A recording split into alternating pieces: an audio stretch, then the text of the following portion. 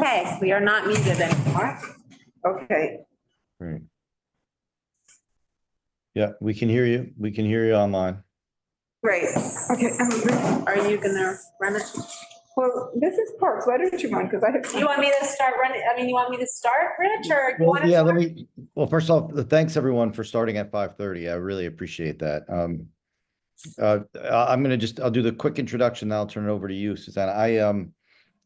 Steve Simon, who everyone knows is Chief of Staff for Manhattan for the Department of Parks and Recreation, approached me a few weeks back and asked if we could bring together a joint committee, our Parks and Waterfront Committee, along with the land use, to discuss some updates concerning the Tony Dapolito Recreation Center and plans for the new building at 388 Hudson. Now, July is often a difficult month because of the way the 4th falls, but this time it worked. We delayed the Parks meeting and we said we'd start a little early and start with Katie and Eugene and the joint committee with land use. So that's why we're here today, to hear a presentation from the Department of Parks and Recreation, Department of Housing, Preservation, and I think DEP too, to hear about that area over there. And so that was the background for it. I'm Rich Cacapolo. I'm the chair of the Parks and Waterfront Committee for CB2.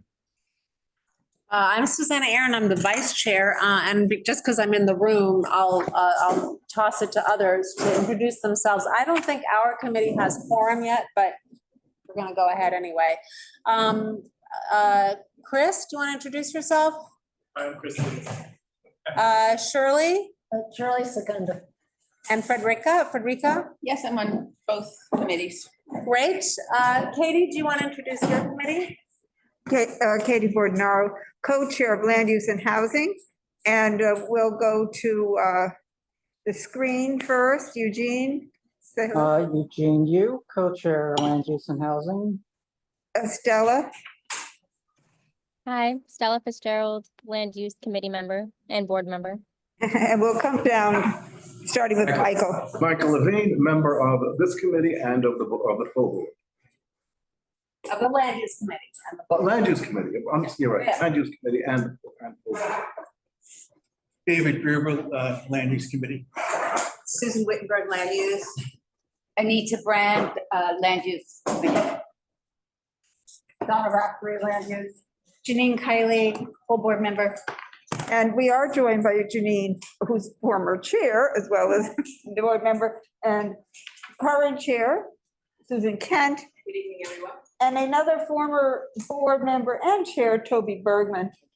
Also Ryder Kessler. And, okay, that's it. And no, I think Ben Listman, board member. Yeah. Okay, he's on this list. And Katie, I'm here as well on Zoom, and I'll be there momentarily.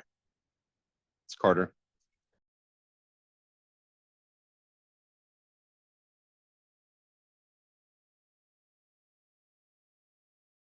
Muted. Of the, Hear us now? yeah, why don't you get the city members to introduce themselves?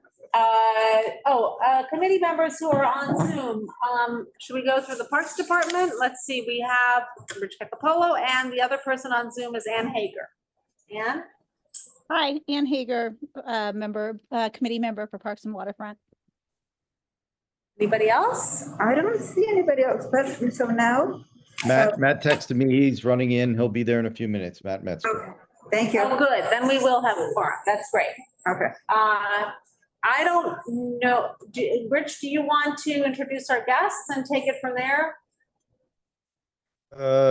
If you okay with everyone, I'd just rather turn it over, and I'm really concerned about the time, and I want everyone to be able to hear the presentation. So let's just turn it over to, and I'll allow them to introduce themselves as they go. Trisha, are you going to run the show?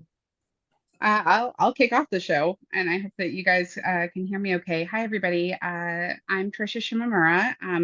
I had the pleasure of knowing a lot of you guys because I used to work for Mark Levine and was very much involved in the appointment process. So it's really great to be able to be here and be your new Manhattan Borough Commissioner as of just about 3 months and change. On Oh, We thank should you. probably, we should have give you, we haven't really given you applause for that yet, so. You don't have to applaud me, but it's more so Janine and Susan, particularly the two folks who I've had a long time pleasure of working with, know this very well, that I love my job working with community boards. I really believe in the work of community boards, and I know just how hard you guys work and how much thought and effort and investment that you put into the board. So thank you so much for being here, and thanks for allowing us to come and talk to you about a much beloved, very much important site to us, which is the Tony Dapolito site and the services that we provided there.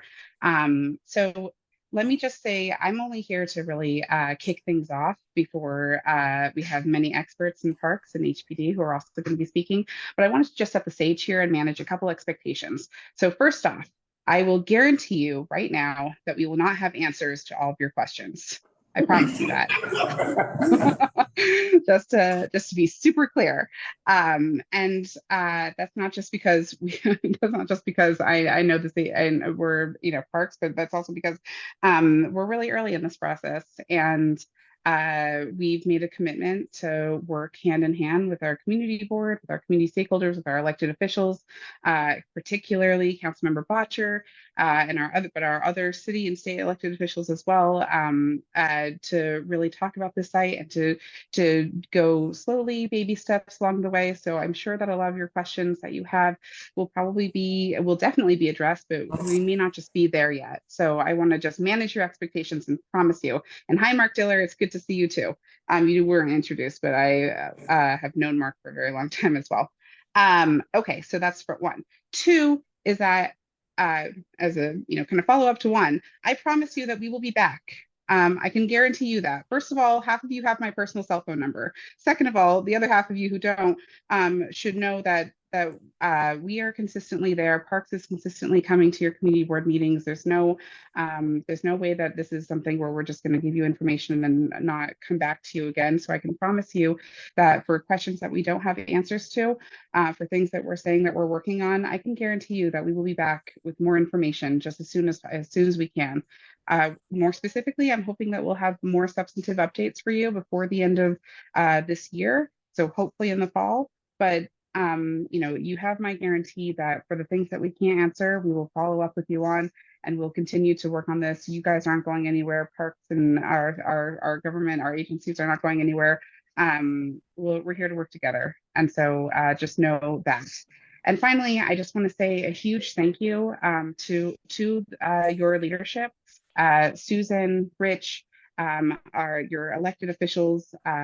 They've been in many conversations with us about this site, about how we approach it, about this a committee meeting coming up.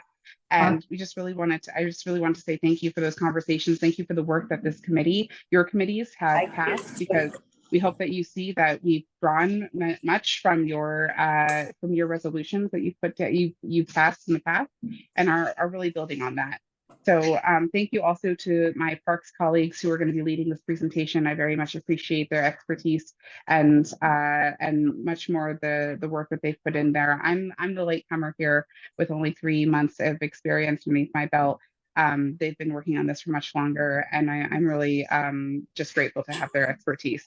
So with that, I'm going to pass it over to Jesslyn. I'm in a little bit of an odd location, so I may go off screen just to make sure that I maintain my internet connection. But I'm here and I'm listening, and it's really good to see you all again. And I'm really looking forward to working with you in this new role.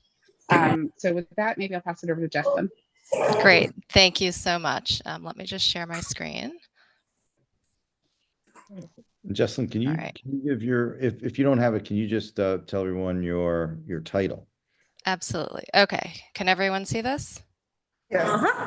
Okay, I can't see all of you, but okay, I'm glad that this is up. So my name is Jesslyn Moser. I am a project administrator with the Parks Department Planning Division. Thank you, Commissioner, for kicking us off, and I'm happy to be here along with colleagues from Parks and HPD. We will provide a coordinated update on both Tony Dapp Rec Center and 388 Hudson. And we have a brief slide presentation that we'll run through, and then we have folks from both agencies on the line available to answer questions at the end. Just some context. So Tony Dapolito is a beloved recreation center. And just to ground our conversation, I wanted to show an aerial map of the building at 1 Clarkson Street and its surrounding context. The rec center here is highlighted in pink, circled in pink. There is an outdoor pool right up against the building. The pool is accessible. Excuse me. Yes. The slides may not be advancing. I don't know if others are seeing them move. No, we are not seeing the move. And can you make them full screen, please? So I have it full screen on my end and it's moving. Let's see. Let me try this again. Okay. Is that full screen? No, but it says Tony Depp Rec Center, it's on a map. We went to the third slide. We see slide 3, Jocelyn. Yeah, Okay, you so skipped it over seems to. like there's a delay. Let me just try this another way. Someone here says you're sharing the wrong stream, wrong monitor. Screen, yeah. Okay. Yeah. Okay, 1 second. Oh, right. Ooh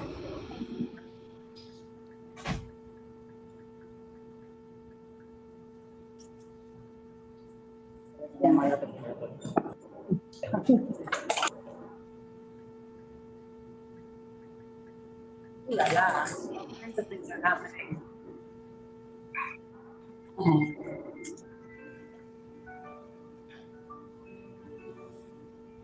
Okay, how is that? Yes. Better? Okay. And if I advance, are we on the map? Yes. Awesome. Okay. Just to pick back up, so this is grounding us in the conversation in the neighborhood with some highlights. The Tony Dapolito Rec Center, which is highlighted in pink. There's an outdoor pool right up against the building, and that pool is accessible through Tony Dap Rec Center. So these two facilities are integrally linked. Alongside the western perimeter of the outdoor pool, there is a wall with a Keith Haring mural. And across the street, which we'll talk about on the corner of Clarkson and Hudson, there is 388 Hudson Street, which is the site of an HPD planned mixed-use development, which they will speak about tonight. And other surrounding community resources include J.J. Walker Park with fields, playground, handball courts, and seating areas, Hudson Park Library, City as School, and the new Hudson Houston Plaza. To give a quick preview, and we'll be going into this in more detail, we will be providing updates on the Tony Depp Rec Center, where it is clear that the structural damage is much more than originally anticipated. Renovating the building would be challenging, costly, and result in a loss of usable space for the community. It would leave a significantly diminished recreation center that would struggle to meet the community's needs, and this is not ideal. To that end, we would like to bring the recreational spaces back to the community as efficiently as possible and provide the best possible recreation center by replacing the facility with a new recreation center across the street. And we are investigating what all this means for the existing aging facility. Tony Dapp is a well-used recreation center and a really important community resource that offers year-round recreational programming. I'm sure you have all been there, but just to remind us all what some of the amenities include. There's an indoor pool, it's 3 lanes. There's an outdoor pool adjacent in the park through the rec center, 5 lanes. There are locker rooms associated with that. There's basketball court and gym. And there's fitness equipment, as well as various instructional and support rooms for programming, such as media education, after-school summer camp, fitness, and dance. And the rec center is an adaptive reuse of a building that was originally constructed as the Carmine Street Public Bathhouse. It's over 100 years old, and the building has expanded over time. So essentially, this is a popular yet aging facility.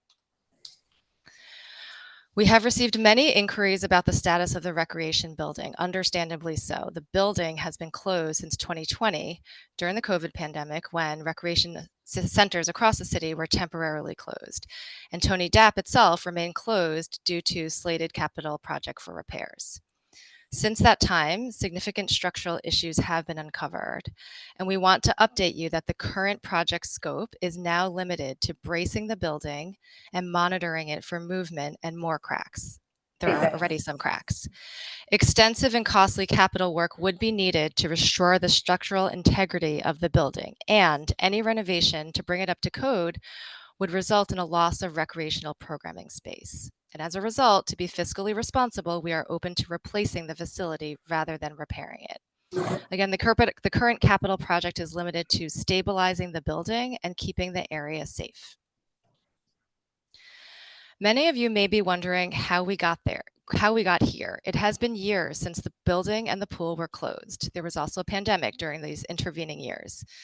And as many of you know, this is a complicated site. The building is over 100 years old, and it's located within a historic district. The building was designed by a prominent architectural firm, Renwick, Aspinwall, and Tucker, and there are architectural features such as Guastavina tiles, which are both aesthetic and load-bearing. And recognizing that this is an historic and well-used facility, Park's intention was at the outset to renovate the existing building. But despite our best intentions, we have paused the project due to discoveries from multiple rounds of investigations, probes into the building, sampling the core, and analyses. Tony Dapp Rec Center is a high priority to the agency, and we have been actively working and trying to think creatively about how to address both the building deficiencies and the community's needs. So as a snapshot, we've highlighted various actions and milestones from recent years, starting with the building closure.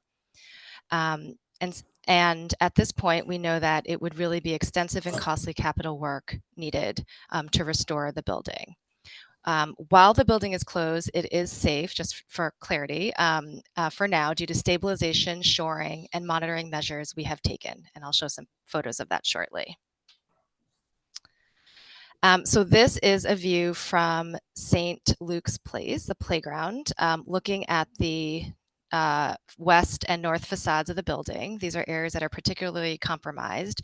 This is overlooking the pool. The pool's a bit off screen, but it's right there. And there's extensive scaffolding, as you can see, in place to support the building, the facade, and prevent from falling masonry, essentially down below into the ground and into the outdoor pool area. There's also netting in place for this effect. And since the building has been closed, we wanted to show you a behind the scenes peek into the gymnasium that you all know. So there are significant structural issues that are challenging the building, and this is what it looks like now in the gym. The roof in the gym is a dome. It's domed, and it needs stabilization and support through bracing, and you can see that is in place. You can also see on the top right, terracotta walls above the dome ceiling that support the roof framing above and are supported by the dome below. And there is a vibration monitor against that far wall in place that provides real-time updates to us with alerts of potential movement in the building or further cracks in the structure. The community has been asking about the outdoor pool, and we hear you. We understand that swimming is such an important resource for the community, and particularly during heat waves like this week. Unfortunately, they're much too frequent these days.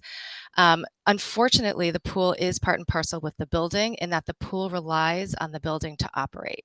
And since the building is structurally compromised, the pool will remain closed. And just to illustrate just how these two components are linked, you can see how close in the photo the outdoor pool is to the building. The photo below shows the pool deck goes right up into the building, and that's where the scaffolding starts. You can also see the Keith Haring mural I mentioned earlier on the wall on the left side. So some of the ways these are linked, the entrance to the outdoor pool, the swimmer's entrance, is through the building, the main lobby. So you essentially enter the building, go through the locker rooms, walk across the indoor pool, somewhat narrow deck, and then access the outdoor pool. Very important to note that there are critical outdoor pool systems in the building. So all of the mechanical equipment, pumps, filtration systems for the water, that's located in the building. And then of course the support rooms for pool users, changing rooms, locker rooms, and lifeguard and first aid, it's all located in the building. And our top priority really is safety, which is why the pool is closed. That said, the pool is very important, and we are actively working to figure out this piece of the puzzle as we consider future uses for Tony Dapp's site. So moving forward, our top priority is safety. To that end, we are evaluating several scenarios for the rec center to ensure we make the best investment for the neighborhood, maximizing recreation space in a cost-effective manner. we are exploring demolition and future uses for the site. This is a complicated site and there are many considerations. So we recognize that the building is in a historic district and intend to honor those associated processes, coordinating with Landmarks Preservation Commission and entities. We understand the Keith Haring mural is beloved to the community and a critical piece of his legacy.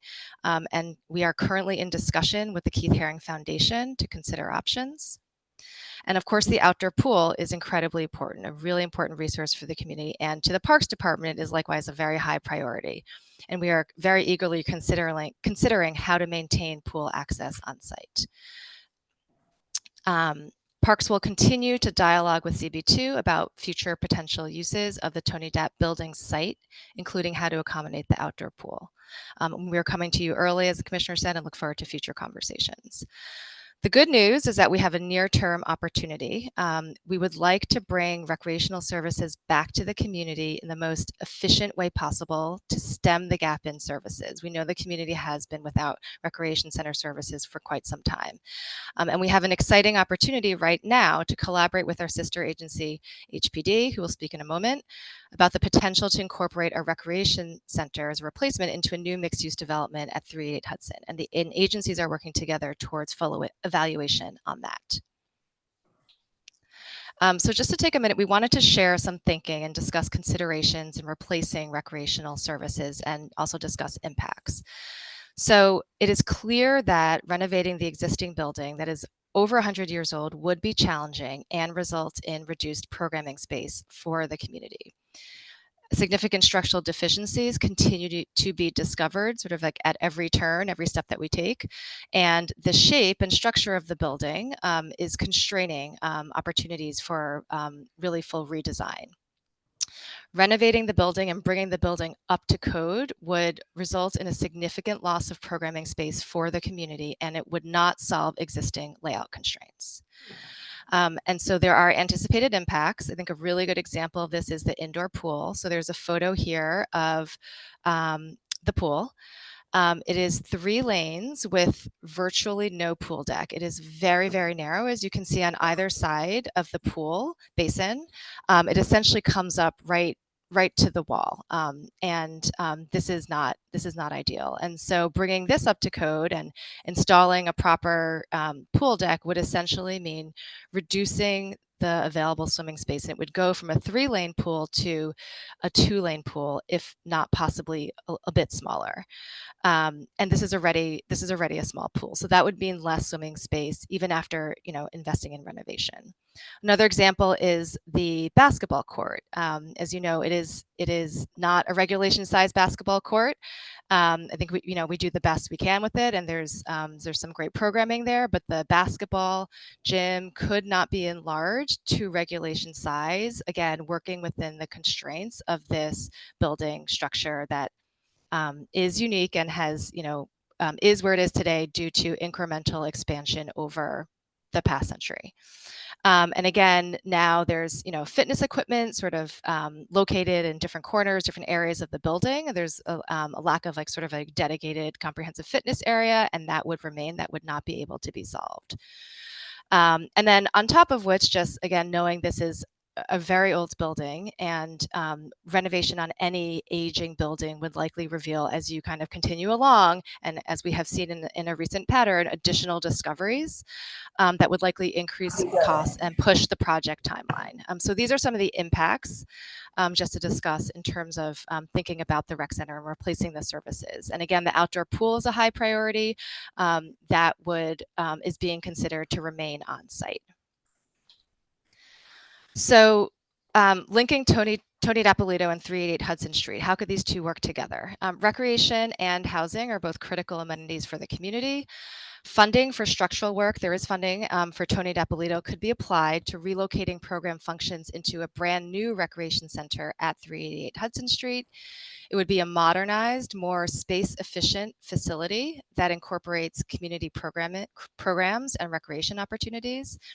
And it would be more enhanced and better than the existing in the sense of accommodating spaces like an indoor pool that could function year round. Right now, the indoor pool is closed when the outdoor pool is open. So it could be a year-round indoor pool, a larger basketball court. We'd have more room to play around with size, a dedicated fitness area, as well as multi-purpose room. It would be managed and operated by New York City Parks, similar to how we operate other recreation centers. And even with all of this, with the rec center concept incorporated in the building, the potential remains to generate a substantial amount of affordable housing. We'll let HPD speak to that in a bit. But essentially relocating Tony Dapolito recreation functions to 388 Hudson Street in this brand new recreation center would be the most efficient way to bring a modernized, high quality, and well-programmed recreation center to the community. So I will now pass it to Tyler from HPD to discuss updates on 388 Hudson. Thank you, Jesslyn.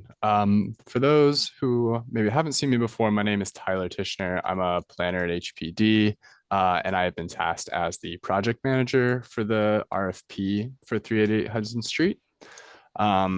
So in addition to this update that Parks just shared about the Recreation Center, HPD has an additional update we'd like to share regarding 388 Hudson Street.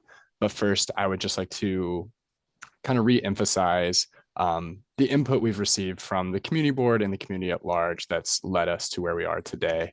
So we know that the community has put forward the idea of creating a recreation center at 388 Hudson Street for many years, but since HPD started our public engagement for this site at the beginning of last year, the community board has issued multiple resolutions reiterating their position in support of that idea.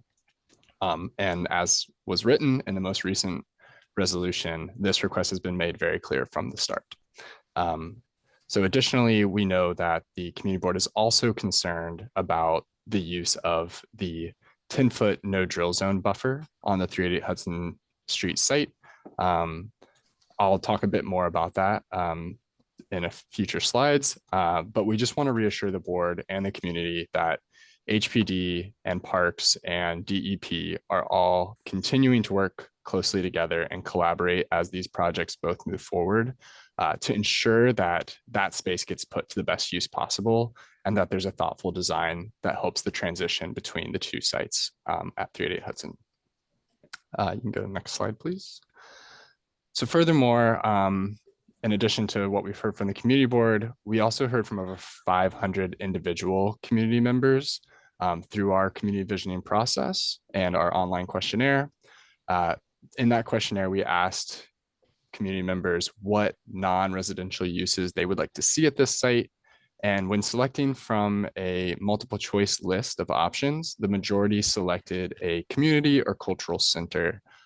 However, along with many of those responses, they were accompanied by notes asking specifically for a recreation center. We can move to the next slide. So now I'm going to talk a bit about the additional update that HPD has just in regard to the 388 Hudson Street affordable housing site. As a brief reminder, we have been planning for 100% affordable housing development with a non-residential use in the base of this building since the very beginning of this process. But based on what we've heard from the community and about what your vision is, we've been looking at some creative solutions that can help us achieve all of the community's priorities. So we've heard that it's a priority to maximize the amount of affordable homes on this site and to include those non-residential uses with a recreation center being a priority. And we also heard that there's a desire to ensure design excellence and a building that complements the surrounding neighborhood. So we can go to the next, thank you.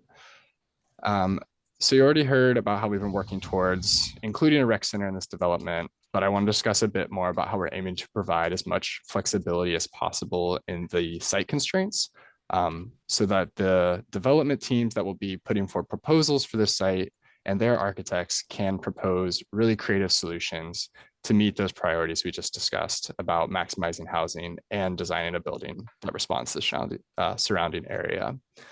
So on this image, you can see the site area here outlined in that dashed red line. Additionally, you can see this red portion at the southern part of the site that's highlighted, which is that no drill zone buffer. This is a buffer that DEP provided some preliminary guidance for us because they have critical water infrastructure on that southern half of the site. This is very preliminary, and we don't know the exact conditions on this site until we have a designated development team that can actually get, dig into the dirt and conduct environmental and engineering testing. So for the RFP that we'll be issuing, we are assuming that the remaining white portion of the site is the buildable area. Next slide, please. So as we previously shared at the Community Vision Workshop and the report back meeting where we shared the findings of our engagement, the base of this building or lower floors will be able to occupy all of the buildable site area. So that entire white portion. We also heard that the base should have a height that aligns with the neighboring school building next door.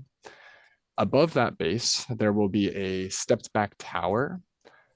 This tower floor plate helps create a more efficient layout for units, in part because every bedroom needs to have access to light and air, or in other words, to have windows so that people can have that access.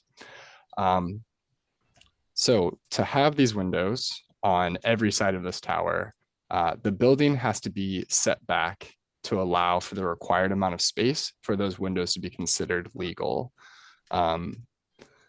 This includes setbacks from not only the streets, but also from the southern portion of the lot, that future Hudson Houston Plaza open space, and from the neighboring school building that hosts Cydia School. So in response to the community, we've been working to create more flexibility. Can you go to the next slide, please? We want to make sure that we're providing flexibility so that these architects can come up with a creative building design that meets those different priorities with a floor plate that can efficiently maximize the number of affordable homes here, but also better respond to the community's vision. So as we've shared previously, DEP has been really willing to work with us and has agreed to allow a light and air easement that will allow us to reduce that required setback along the southern part of the lot from 30 feet to just 10 feet, allowing us to create more flexibility and get a larger floor plate.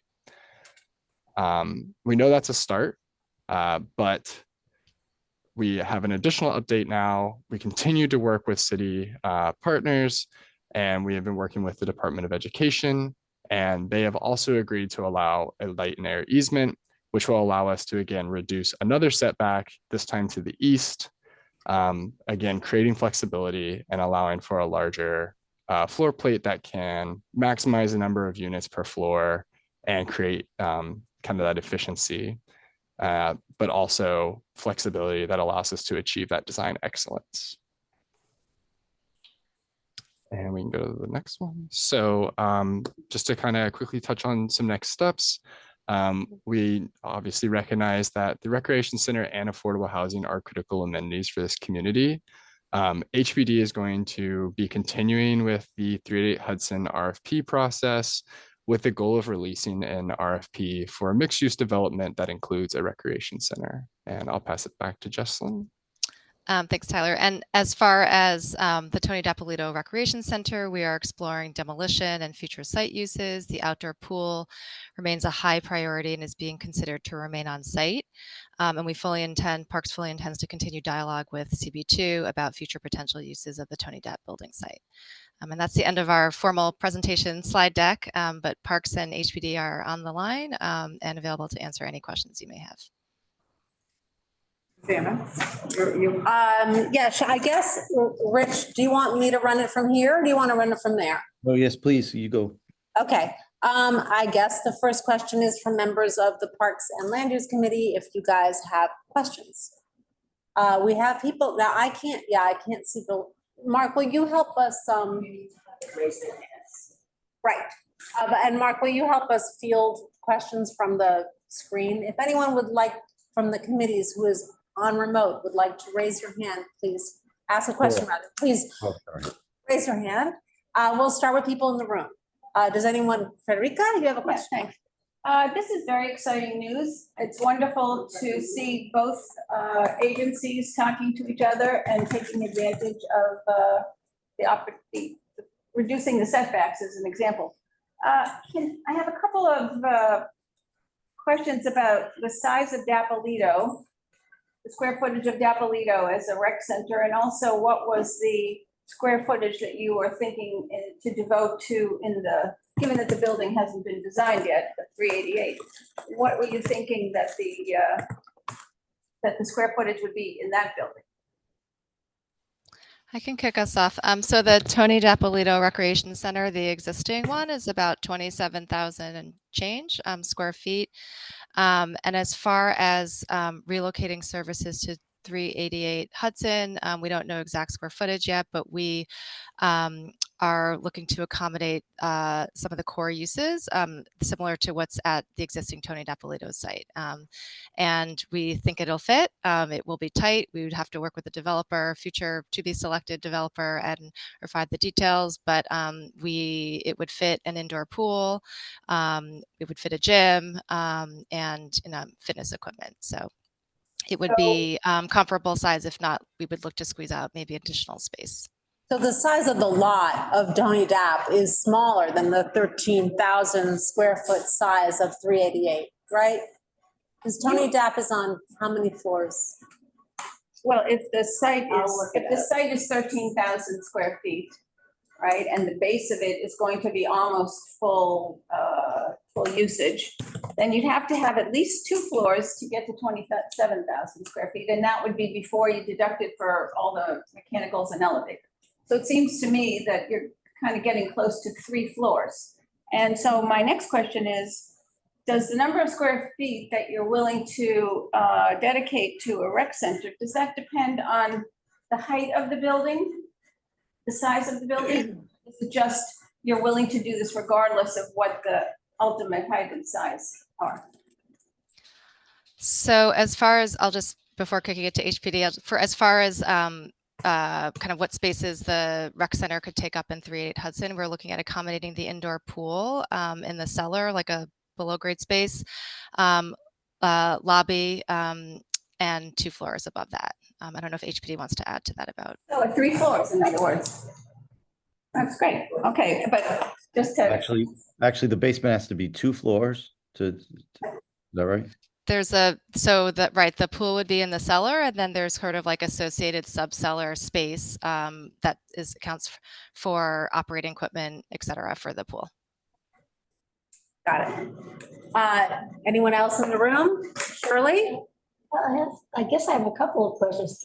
I'm not sure of what you said as far as activities. Would they be the same exact activities that are being visualized as in the Tony Dapp Center to be in the 388 Rec Center? Would there be other activities added? Yeah. I'm not sure if you had something particular in mind, but we understand the indoor pool is very important to the community and looking to accommodate that, as well as basketball at the gym. Would love to try to, the existing gym is a limited size, definitely not regulation size. Would love to try to figure out, something that's bigger, closer to regulation size in a new rec center, because you'd be able to start from scratch, and the existing building just has limitations, and it, the kind of the footprint is what it is. And yeah, we realize that it's super early in this process. So I guess one of the questions is a process question. Would we have an opportunity to scope the space as we always do for the building of a public park? So that would you have a charrette or community meetings to discuss the community priorities for the use, the programming of the space? So as far as, and I'll let HPD jump in, HPD is drafting the RFP for the housing. And we have identified, sort of thinking through what's in existing Tony Dap that we would like to replace and relocate in the new 388 Hudson. The idea would be to essentially fold that into the HPD RFP and have the developer respond to that. Then Parks would be involved in evaluating, et cetera. You know, if there are particular ideas that you have in mind or programming, you know, we'd definitely love to hear. Thanks. Anything else, Shirley? Yeah, I was just curious. So right now, the Dapolito Center is really open to the full public. And would that be the same configuration in terms of availability and use or hours, whatever? I realize this is all very early in the game, but is it visualizes that? And how would that work in terms of the relationship to the housing? Would it be? So, right. No, it's a great question. And so as far as the new recreation center at 388 Hudson, that's very much envisioned to be a public recreation center managed and operated by New York City Parks, just as we, you know, have operated Tony Dap Recreation Center, you know, and it would be open to the public. There would be sort of, you know, necessary separation as far as ground floor uses. So the rec center would have, you know, a dedicated entrance and the residential private, you know, lobby would have a separate dedicated entrance. I can't hear. I'm not able to see people on the Zoom. I'm not able to see hands up on the Zoom. Coral Dawson. Coral Dawson. All right, let's take someone. Public, right? Okay, guys. Did you just call me? Coral Dawson is a public member of the Parks Committee, so I'm going to call on her, and then we can come back into the room or see where we can. I'll come to you after that. Thanks. You're two public members. But they're not committee members, right? Right, so that'll be when we get to the public. I'm sorry, to everyone who's here as an attendee, we're so happy to have you here.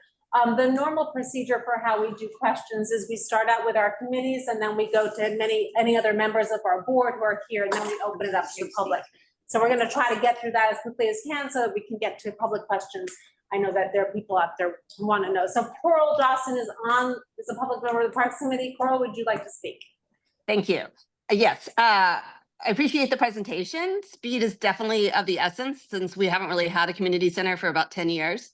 So I definitely encourage any sort of roadblocks that we have for construction or funding to not just for the 388, but also for Dapolito. I'm a little confused on what you're saying will currently happen to Dapolito right now, independent of 388. So I'd like to understand what that is. And then separately, I know you mentioned that you would continue what is currently available at Dapolito, and I definitely want to accentuate the need for all the weight training and exercise material because, you know, kids under 18 really can't access that in most places in the neighborhood. So being able to provide them that option is something that's definitely needed. NYU allows it, you know, on a certain days, but even their buildings, they don't allow kids under 16. So that would be very helpful. Yeah, so could you please explain what exactly you're saying is happening to Dapolito right now? Aside from like acknowledging that it's, you know, a money pit and we don't want to put any more money there right now. So we are, for the Tony Dap building itself, we are exploring demolition and future uses of the site. We are coming to you early, so we hope to continue the dialogue with you and come back, as the commissioner said, hopefully before the end of the year, and continue the conversation. We don't have all the answers just now on that. While I'm thrilled to hear that. Hudson That's enough. is moving. Thank you. Demolish it, please. Whatever you need for landmarks, fine, but please get rid of that. That's so wonderful. And then for the actual rec center itself, what would be any impediments to having the capital projects begin at once? Like once you go out to the RFPs, let's say they come back and developers have issues with providing that much affordable housing. Does that mean that we don't proceed with the rec center, or is the rec center going to go no matter what comes back with the developers, and that would be a separate process for them dealing with the affordable housing? I mean, how are you all, how is the RFP basically saying unless a developer comes in and says, we want to do all this affordable housing, that we won't get the rec center? I think it sounds like the proposal is to develop the park, the rec center, and as part of the building, as an integral part of the building. That's why I'm asking, because let's say they come back and say, like, I don't know what the RFP timeline is, but let's say the RFP goes out now and I don't know what your timeline is for a response. If it comes back and no one says that they're able to do the economics that's needed, how do you move forward? And what is it? Are we going to definitely move forward on the community center independent of everything else? Or is there, I just would like to understand what the process is here. Sounds like a question for HPD. Yeah, Tyler, do you want me to jump in or do you want to take a shot? So, I mean, I would just say that I can pretty confidently say there is no way that would happen, that we wouldn't get a developer who wants to build this project. We do lots of RFPs on public sites throughout the city, and we routinely get dozens, if not more, responses to these RFPs. The city funds affordable housing development, and these are actually things that developers are excited to do.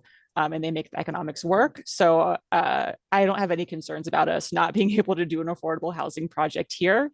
So I think suffice it to say, so the timeline is what is the timeline? Coral, I think the question is how. So the rec center, that's the timeline. The rec center would be part of the timeline for the development of the building.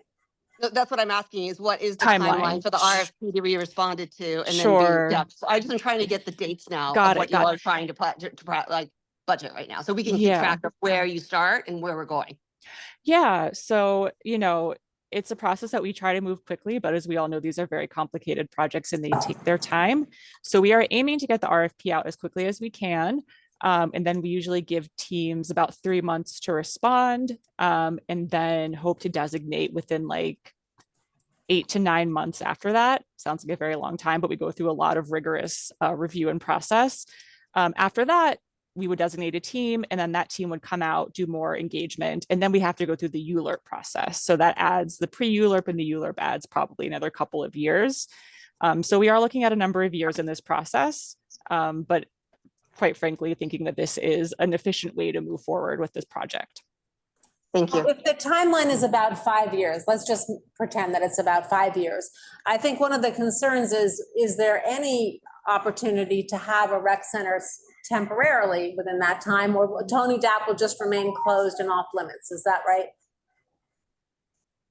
Yes. So They can't use it. They can't be used. That is not usable that's anyway. right. Yeah. That's right. It's not usable. It is safe. It is shored up. There's bracing. It is not open to the public, and it's not openable to the public. And we are exploring demolition. And we will come back to the community to continue dialogue on that. Thanks. Oh, I think Janine, did you still have a question? Then I'll go to Michael and then David, and then we'll see. I can't see your arm. I don't have a question. Okay, Michael, you had a question. Yeah, what is involved in the ULURP process? Because What is involved in the ULURP what process? is involved for us in the ULURP process? At this site. Is it any different than, would the ULURP process be any different than any other ULURP process? That can be about 18 months, am I right?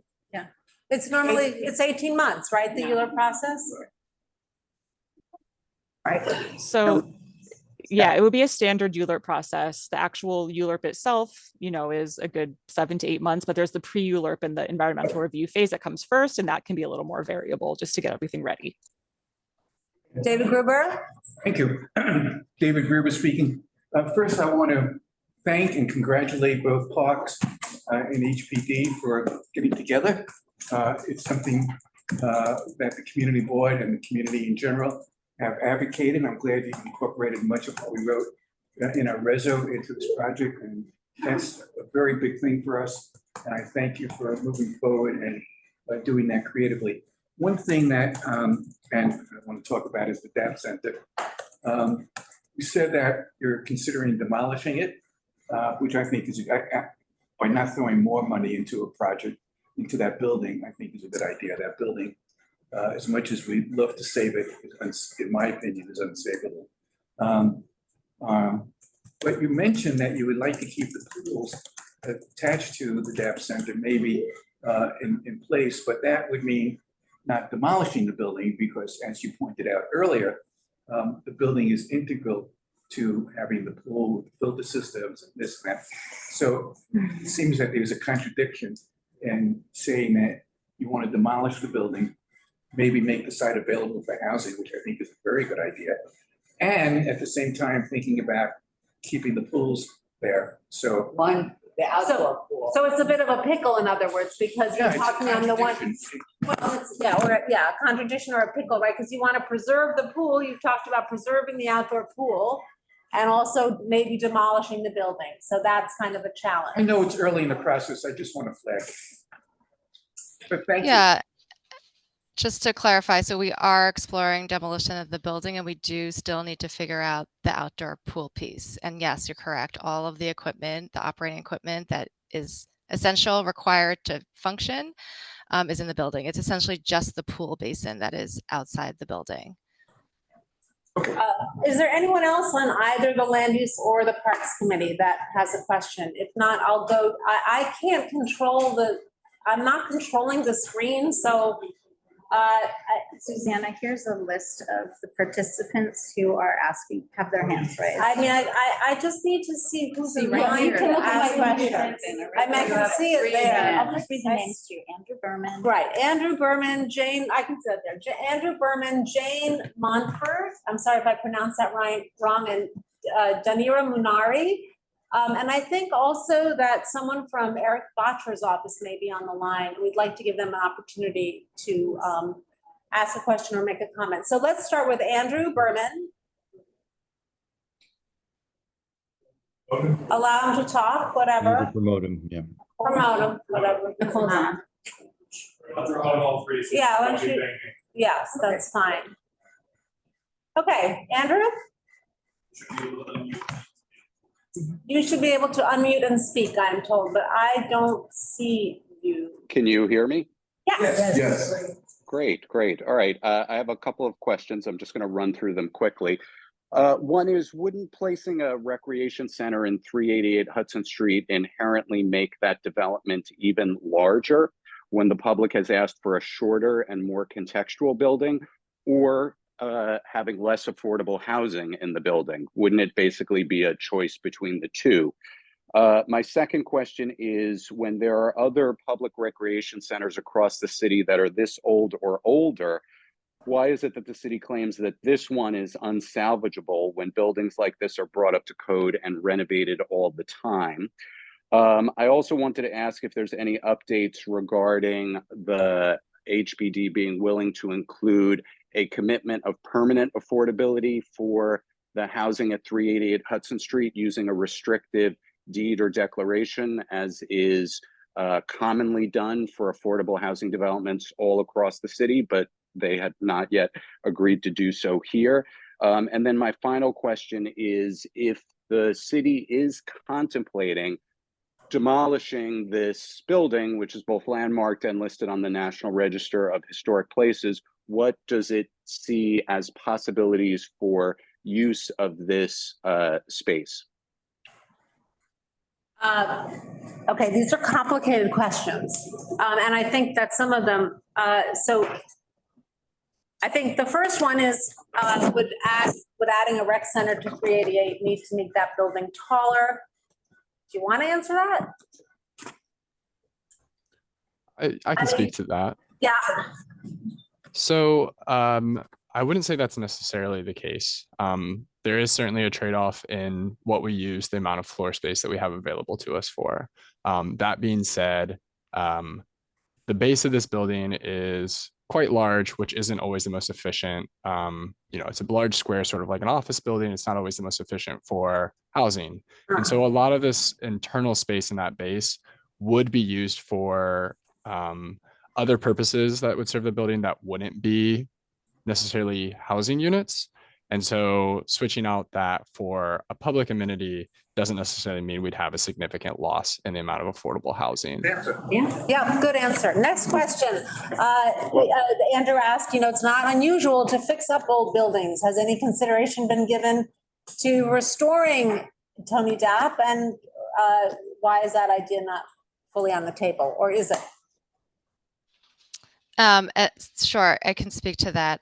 Tony Depp is definitely an old building. It's also somewhat unique in the unideal or a bit awkward shape and layout of the building. It was expanded over time, over the past 100 years, I believe 3 times. So they're essentially different components of the building. While it looks all like one building, there are kind of structurally discrete areas of the building which make it very, very challenging for renovation. And that's, what we have spent the past few years trying to figure out, given that it is a historic building, how it could be renovated. But at this point, we are exploring demolition. And we're just yeah, well, I'm just going to jump because we have a lot of people with questions and I just want to run through these. We don't have super amount of time. We can always come back to these. The other question that Andrew had was, is permanent affordability being considered for 388 in terms of restrictive deed or some other mechanism? So I will try to be brief because this is quite a complicated answer, or a long answer rather, but HPD has multiple mechanisms that we use to ensure the long-term affordability of our building. First, we have a regulatory agreement, which sets out all of the affordability requirements. So the rents that each unit's going to be set at, controlling how much that rent can increase year over year. And in that, those are typically set up for a term of 60 years. In addition to that, we do put restrictions on the deed. The strongest of which is called our extended affordability reverter. This is a restriction that says at the end of that 60-year regulatory period, if the developer does not negotiate and agree to a new extended term of affordability with HPD, then HPD and the city have the right to repossess that property and all the improvements, meaning the building that is on it. So that's kind of the short of it, is that regulatory agreement paired with that restriction on the deed ensures that this building will stay affordable into the future. And I'm sure we'll know a lot more about this once the RFP has been issued and we start the whole ULURP process and all that kind of stuff. The last question that was that Andrew raised was, have you already started thinking about other uses for the site of Tony Depp? And the landmark comment he made too. Because it's a landmark district, right? Because it's a landmark building. The district, not a building, landmark district. Yeah. Right. So we do recognize the building is in a historic district. We are coming to you early in the process and look forward to continuing to dialogue about future uses of the site. We just don't have information at this moment on that. Let me just ask forward to discussing. Yeah, is there still a possibility that Tony Depp would not be demolished, or have you guys come to a full settled that question? I'll let Lindsay from our capital division jump in, but essentially all the studies and additional more advanced investigations over the past few years, through that it's become clear that it really is just such a challenging site, would be such a challenging site to renovate, which is why we are exploring demolition. All right, thank you. I want to go, Mark, Nicole Bart from Eric's office apparently is on. She needs to be promoted. And then I'm sorry, Jane and Denira will come back to you. I just wanted to give the courtesy to our city council member office. Do you see them there, Mark? Okay, Nicole, you're being promoted, so we should be able to hear from you. Are you there? I'm here, one sec. Okay. Here I am. Hi, everybody. Hi there. I just wanted to say that the council member is disappointed he can't be here tonight. He knows how incredibly important this is to the community. He wants to thank HPD and Parks, who have kept him brief on every step and any updates, and also is really happy that they're going to be working together. He does support having a recreation center at 388. He believes that this will be the fastest way to get a recreation center to the community. So he is excited to hear how that's going to develop once the RFP goes out, what comes back. He strongly believes in keeping the outdoor pool. He wants the outdoor pool, and we all know that this is just, the beginning. And we are talking first, I think, about the community, about the recreation center, but we look forward to hearing the ideas and the options that Parks will present in the future. Hopefully by the end of the year, we can, they're throwing some stuff around, but right now we realize there's no concrete decisions on that until this decision is made. And I think that's about it I have for you. Thank you, Nicole. Now let's go to Jane Mountford. Okay, Jane, you can just talk. Are you there? Yeah, I'm here. Can you hear me? Yeah. Shoot. Hi. First of all, I want to thank Nicole and Eric's office because they've been so helpful in this whole process over the last few years. But my concern now, and I have to preface it by saying that it's wonderful. The things that I've heard tonight, I think are wonderful, and it's the way forward. But my concern right now, because I live at 62 Leroy Street, which is right next to Tony Dapp, and we have such a situation.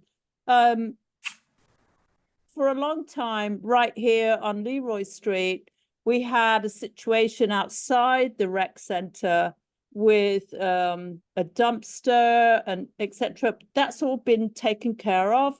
But now we have a situation outside on 7th Avenue South. Like I said in my comments, like today I walked past, I saw the carcass of a dead rat. There's a lot of trashes. There's a trash bin that was set fire to. There are delivery guys just lying on the sidewalk and they're leaving their trash behind them. And I'm wondering if there's anyone that could be at the Tony Dapp Center. We used to have this wonderful person called Roberto who was there, and he was planting planters and stuff like that. And obviously this is all going to take place in a few years. So in the meantime, we need something. I understand, Jane. I think what you're saying is that the site is now a sort of dead construction site. And is it possible for the community to have a contact person who can be responsible to making sure that that area is clean and safe? I don't know what that process would be, but that's something that we need to make sure we have. Yeah. Yeah. Can I actually jump in there? I'm sorry. Yes, I please. told myself Thank you, Tricia. I was just going to be playing listener, but you should absolutely have a contact person. In fact, you should have 5 contact people for parks, because if anything comes up, we have a lot of structure in place where the community members, the community board, everybody should have contacts with our parks folks. Therese Flores is our regional manager for that area. She put her contact information there. You should have Teresa's information. Steve Simon is my chief of staff. You could have Steve Simon's information. Steve, I'm going to make sure that you can make sure that the community board has my personal email address. We have our Manhattan chief of recreation on the line, Ken Conyers, who will also flag for you guys. There are a lot of folks that you should know well, and we can. So you should have lots of contacts here so that we can continue to have. This is not a situation where you should see something going on in one of your parks and not have somebody to call. No, I understand. I mean, I've been in touch with Therese for years now, and okay, everybody knows that. But I see that Mark Adler has also expressed the same concern. I can't express to you how difficult this has been in the last 5 years. I mean, and like I said in my comment, I've lived at 62 Leroy Street for 40 years, and I've never seen my direct neighborhood be like this. Jane, I'm sorry, I'm going to cut you off if you don't mind. I just want to make sure that we have time for other questions that are. I understand. But thank you so much for listening to me. You have Danira, who's been promoted. Yes. Next to the raised hand. Great, thank you, Danira. Hi. Can you hear me? Yes, go ahead. Hi, thank you very much. I just wanted to say Andrew kind of addressed majority of my points, so I'm just going to hone the questions based what I want to prepare, what I prepared for you. The first thing is, we clearly, based on the timeline that you're presenting, you do not have a rec space that's going to be available. Has the Parks Department considered renting or utilizing a lease a space that's nearby where New York Sports Club used to have a location available? Because the only two gyms that we have in this neighborhood are price out the seniors, children, and middle class, which are Equinox at Printing House and Equinox on Greenwich Avenue. Everyone has to leave the community. The other lady did mention that even children can't utilize the space. So that's something to think about. I'm just sort of presenting that as an option. The other item is about the tower, and Andrew touched on it, but I'm going to be really specific about it. You're presenting, I've seen a graph that showed that the tower is to be 300, or proposed tower is to be 355 feet, which could be 10 feet per floor, 35 stories. So are we trying to make a concession with the rec center that we will build a tower in a neighborhood that is low density? Is that something that is not being, that's something that should be presented clearly to the public? That's my first comment, and my comment about that. Because personally, low density and zoning is one of the trademarks of this neighborhood. And that ties into 100% affordability for the neighborhood. And then my final comment is there anything, I know parks, I take parks for its word, but transparency is always important. That you speak about that the building has tremendous structural damages, but is there any public documentation on record showing the condition of the building? Could they keep the framework and build it in a different manner, and that remains in parts? That's one. And two, if you do choose to tear it down, will parks intend to sell the land? And that I hope they do not do. Will it remain in parks' possession and be utilized for the community? I know a lot of these answers cannot be answered, but there are more comments. Good points that are to make. concerns. Yes, I take them some of them as rhetorical questions that raise very good points. Toby Bergman, Toby Bergman is in the room and has a question. Toby, you want to? Yeah, I think you need to get closer to this.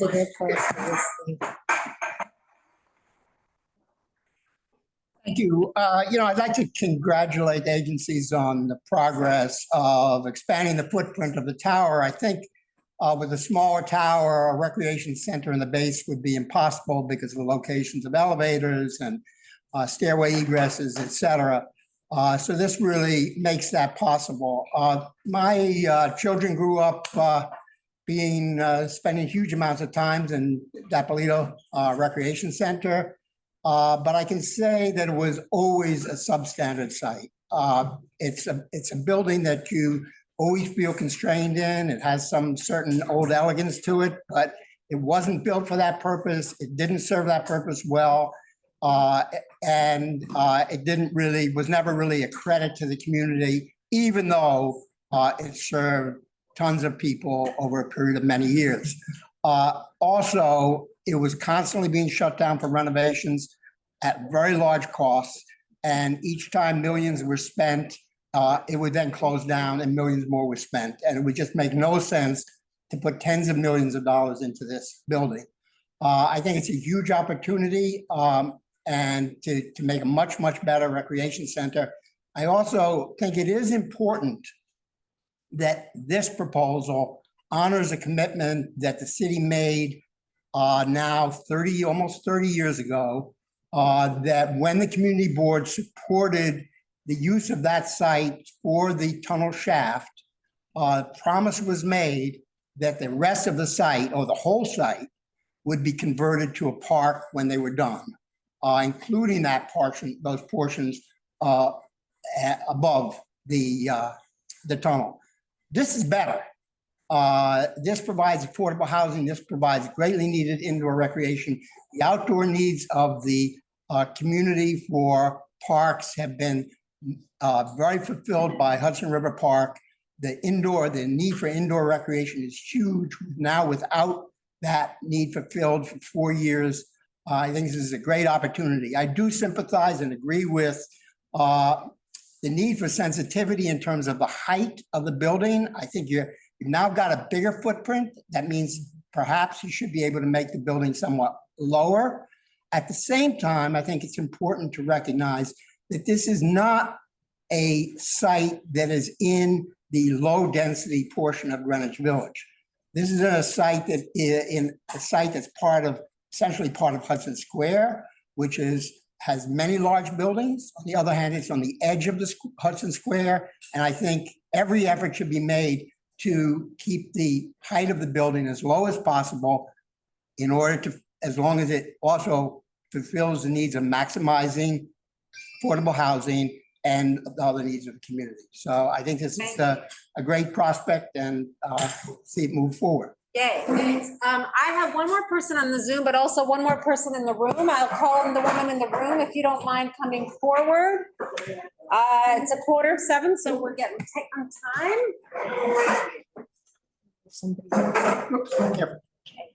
Hi, my name is Judith Jacobson. I live at 498 Hudson Street. Hold on, go ahead. And just for time, I'm gonna ask you just to keep it to 2 minutes if you can. Okay. Basically, what I don't understand is why, if you're gonna tear down the rec center, you don't build the new rec center on the same spot next to the pool and leave 388 for all affordable housing. I am part of the community that vehemently opposes a big tower. And I don't see how this solves that issue. And I do congratulate HPD for getting more space on the base.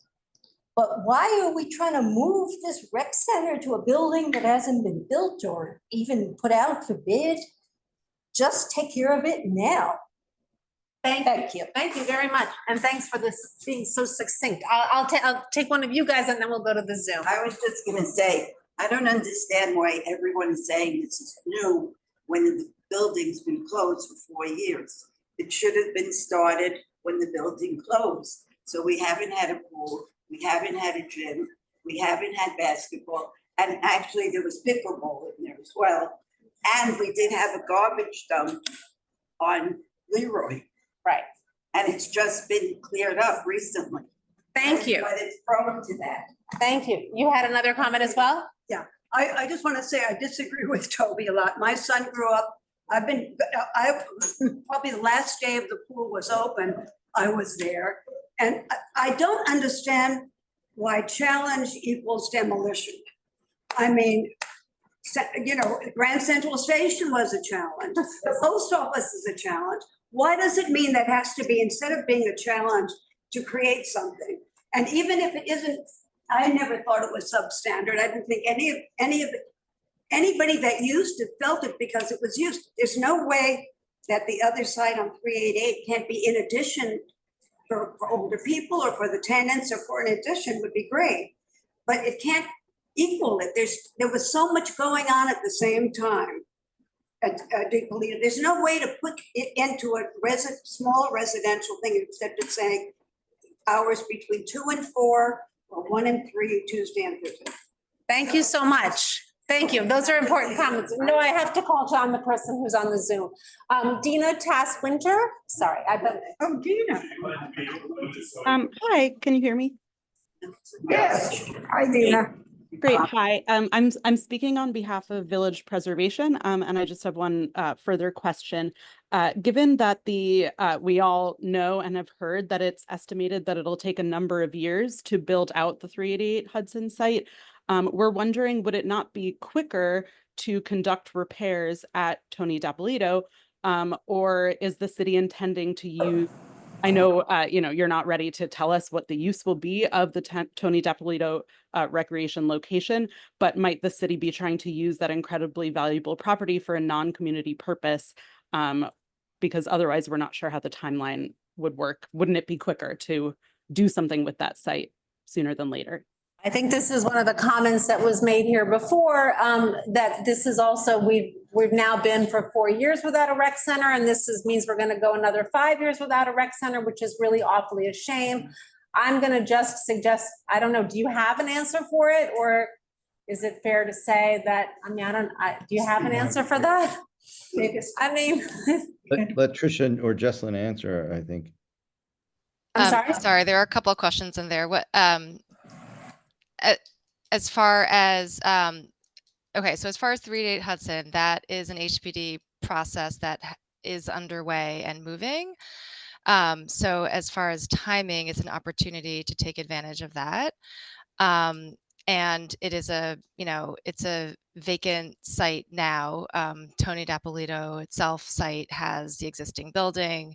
It would need to come down, you know, and as I went through in the presentation, there are just all of these structural deficiencies that that have led us to where we are today. Great. That helps answer. Yeah, they're hard questions to answer. I think that Rich is signaling that one of the questions that you guys would like us to sort of chime in on tonight is, are we okay with moving forward with developing a rec center at 388 Hudson and discussing the use of Tony Dapp at another time?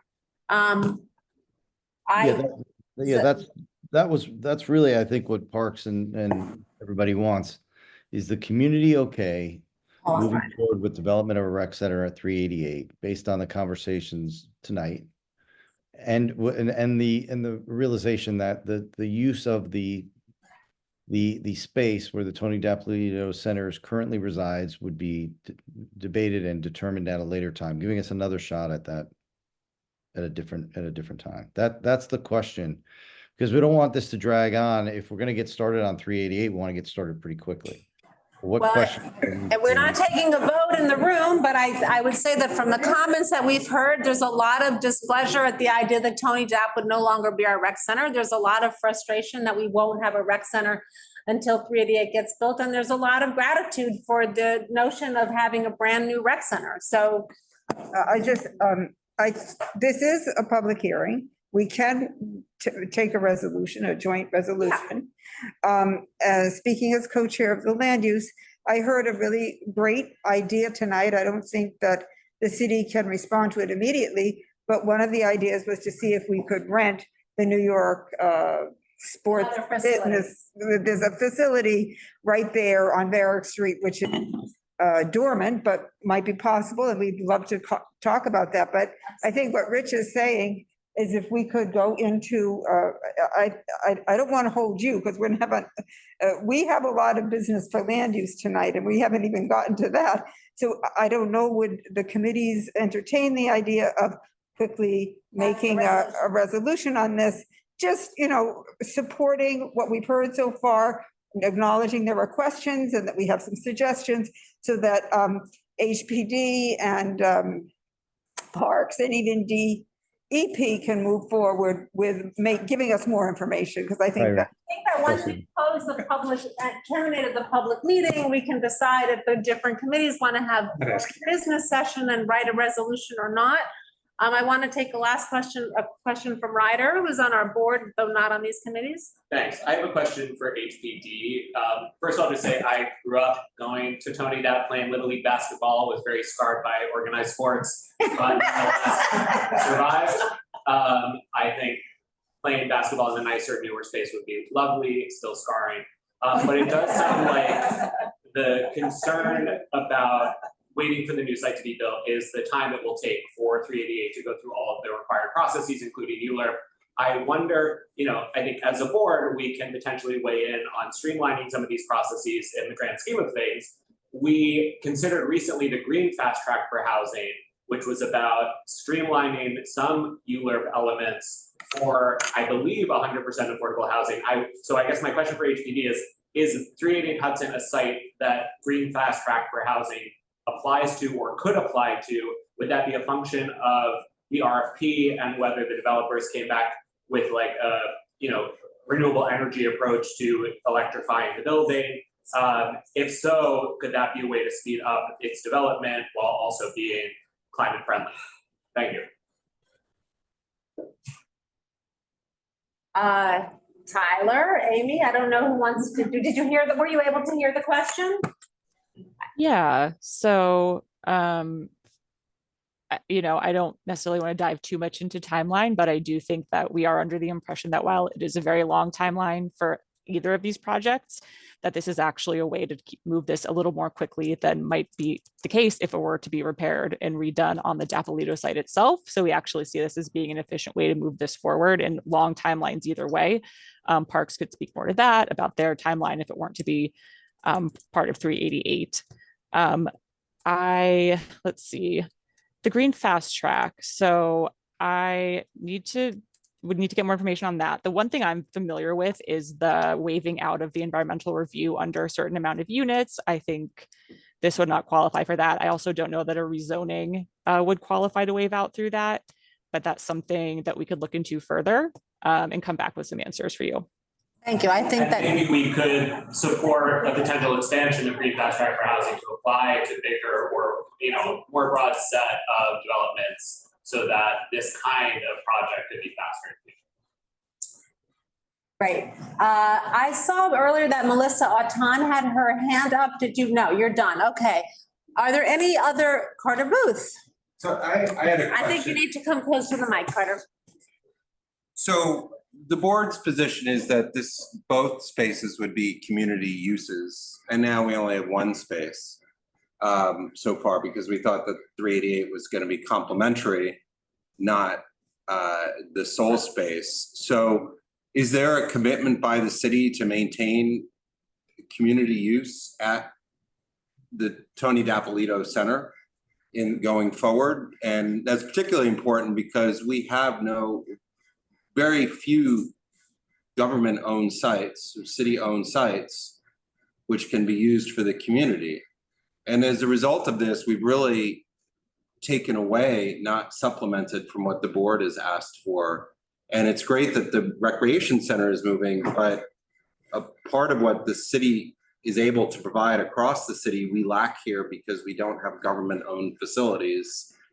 And that's something that we had really pushed for at 388 Hudson, but with the loss of Dapolito, we actually end up with a significant net loss. Well, can I have it? Yeah, is it fair? I think the point that you're making, Carter, is that Tony Dap is a city-owned site, and it better remain a city-owned site for community use, and it better not fall into private hands and have us lose community use. Yeah, to some extent that's part of it. It's even more. Frederica?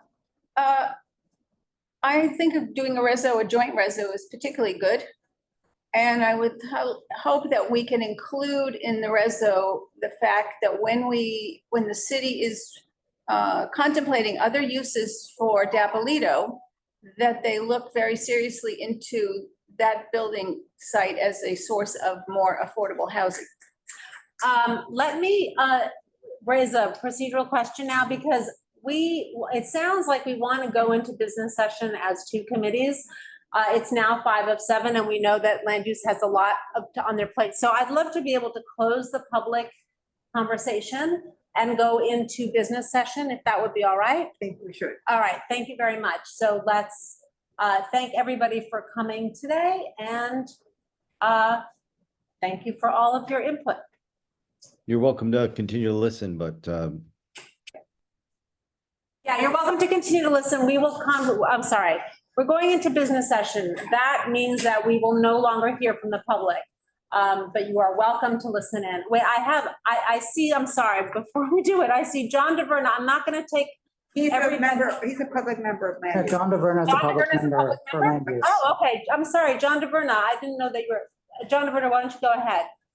No, could someone promote John DeVerna? I think that's what he's asking for. John DeVerna used to be on the board. I didn't realize he was now a public member. Can someone, Mark, are you able to allow him to speak? Go ahead, John. No, but we got to get going, guys. John DeVerna, I'm sorry, I'm going to ask you. He's right there. John, go ahead. Hey, no, I didn't have any questions. I just know we were moving to business session. Thank you. Oh, okay. Jill Vasquez, do you also not have any questions? Is he a member of the board? I don't know who that is. Okay, I'm sorry, we're going to close the public session now. Thank Well, you. just quickly, I'm only here. My name is Gil Vasquez, and I'm the executive director of the Herring Foundation, of the Keith Herring Foundation. Only And I'm touch. only here, I am only here to Keith Haring. just highlight the cultural and historical significance of the mural, which has not come up today, really. You know, that it is a huge source of pride for the community. And I just don't want it to be an afterthought in the decision-making here. Thank you, Jill. Thank you for raising thank that. you. I feel like it's so important that it was sort of assumed throughout this conversation, but it certainly bears mentioning. It's very valuable to all of us. Thank you for Thank your you. contribution. Okay, we're now going into business session. Rich, you want to? Rich. Where are you, Rich? I was just making some notes. I think, I think what I'm trying to get to this point here. I think there were some questions that might not have been answered yet, and some requests that were not, some requests that seem to be well received. Correct me if I'm wrong. It sounds like people say that the 388 plan should continue to be debated. And let me just propose this, and the community can disagree, but as long as the mural remains, there's an outdoor pool that's pledged, that the Dapolito, whatever goes in the Dapolito remains a public service, and that there's some sort of consideration of a local place for a gym in the interim, be it maybe the center or the local place that was closed. So you're proposing a resolution that would come from both committees, and we're now discussing what the points of it. One, general support for a rec center at 388, reiteration of preserving the pool and the mural at Tony Dap, and of having the lot at Tony Dap remain in city hands and go towards community use. What other elements should be part of this? And he mentioned temporary. And a temporary, yes, and a temporary facility for the long process that will end up being having 5 years. They've told us 10 years for the building. Yeah, and also it's been 4 years already. So some sort of interim solution for the lack of open space. And I know in some sort of interim pool, I know there'd be a temporary pool there. I know it sounds crazy, but it's done a seasonal temporary pool while this is being resolved. Yes. I'm just looking at other points that were mentioned. There is concern about adding height to 388 Hudson. There is an interest in having 388 have permanent affordability, the strongest possible affordability we can have. Suzanne? Yes. I'll throw out the highest possible building with the most amount of housing. I mean, I didn't bother speaking, but that would be my position if I had. Matt's saying that Who's his position speaking? would be the. I'm sorry, who's speaking? I'm sorry, Matt Metzger is on the Parks Committee and is saying that he is for the highest possible building with the largest amount of affordable housing. I think that's going to be a conversation for the Land Use Committee to raise to us on 388, right? You're talking about 388. Okay. We have Sorry, a firm merge that right now. Okay, Land Use has a position on 388, so we're going to keep that. I'm so sorry. 10 seconds ago, we were okay with advocating a short building, but if we don't want to. I don't think we said short building. We're not in that. I think we just. I'm sorry, Matt. Wait, Matt. I would like to have this discussion. Yes, Matt, I think. And you're not on the committee. Matt. Hey. No, wait, David. David is on Land Use. No, I'm so You're sorry. on Parks. And by the way, me. Yes. Whoever's speaking, if they could actually speak closer to a microphone. Yes, we will do that, but this is a kind of offline conversation.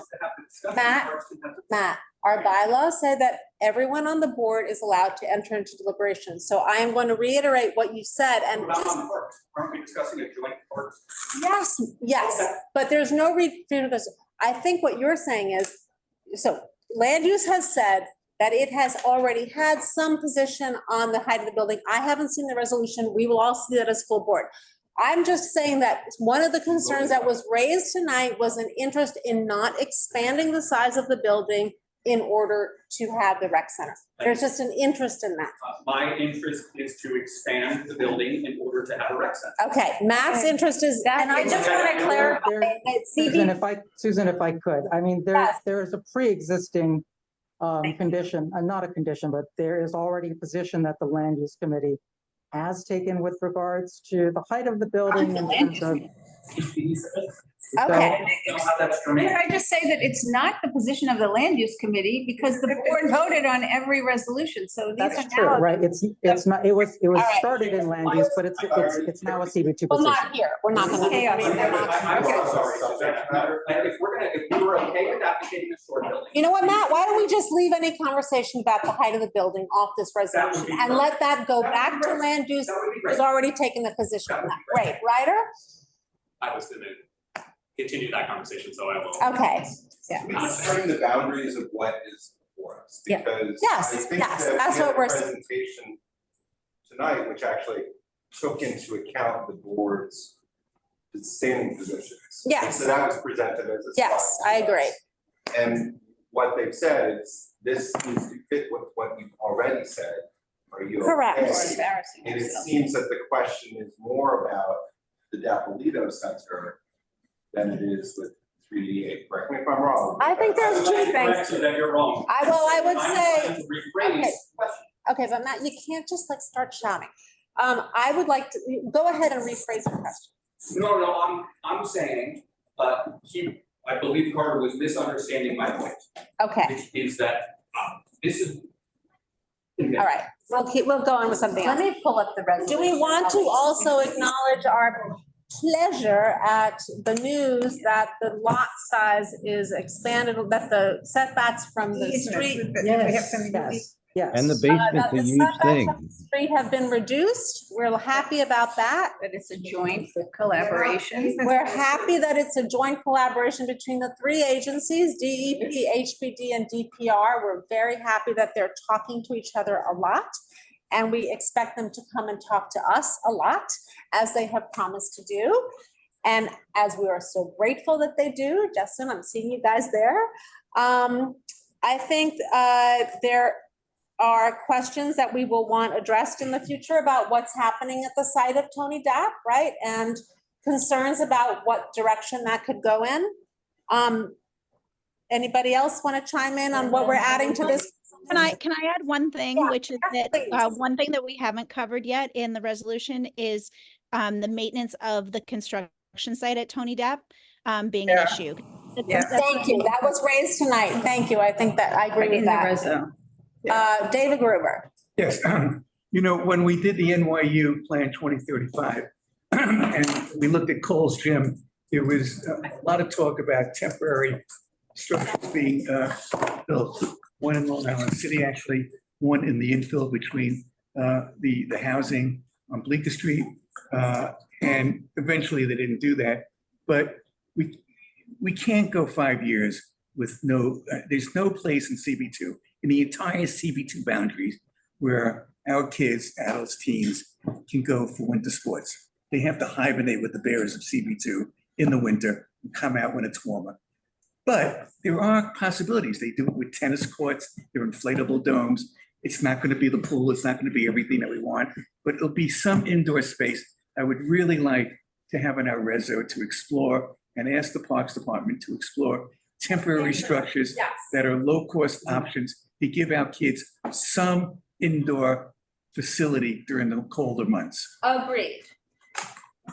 And the consensus is that Dapolito is no longer viable. Yeah. I mean, I think there's no. Coming back. Well, can I, Frederica. in our resos, more than once, we asked for a multi-story rec center at 388. Now we've gotten it, so why are we discussing if we're happy with it? We got what we asked. What do you mean, why for. are we discussing it? So all we have to say in our reso is, thank you for listening to us and putting it there. I don't think we should now be voting on whether we want them to do it because they're responding to our request. Good for you, right. But we just want to make sure that we include in the resolution. Some of the. Carter, you have something to say? I think that we need to be very cautious on the comments that are made about the Tony Dapolito Center. Despite the statements that people on the board keep saying it's not an individual landmark, that's not the way that works. And what we would be saying that is that it's a non-contributing building without the landmarks committee actually reviewing that and having a presentation on that. And that's something that's important to have out. And I'm just reading from the LPC's website. Historic districts are collections of landmark buildings that together create a district sense of place. Individual landmarks or standalone structures that have architectural, cultural, and historical significance. The regulatory process is the same for historic districts and individual landmarks.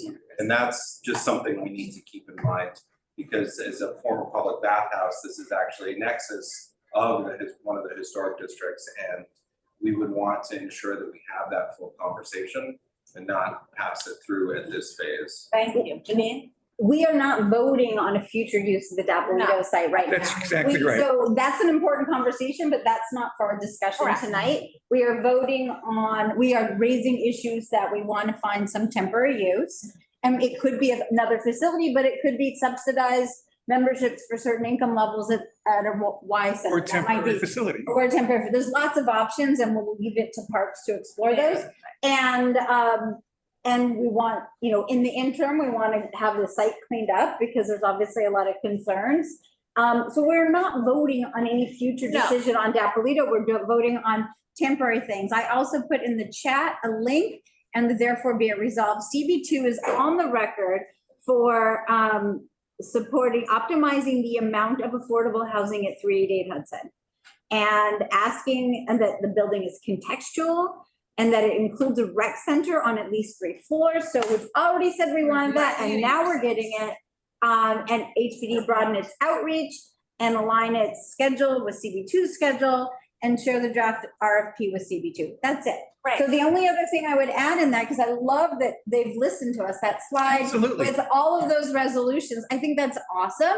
And the only thing that's still up for debate, because you can't get into the soil, is I would reiterate the 10-foot concern from the last resolution. Okay. And that's it. Thank you. Well, Carter, That's not last correct. one was now No, but hold let on. land use, go This ahead. is not correct, What because is they've told us that they're moving Dapolito and that they will be destroying the building.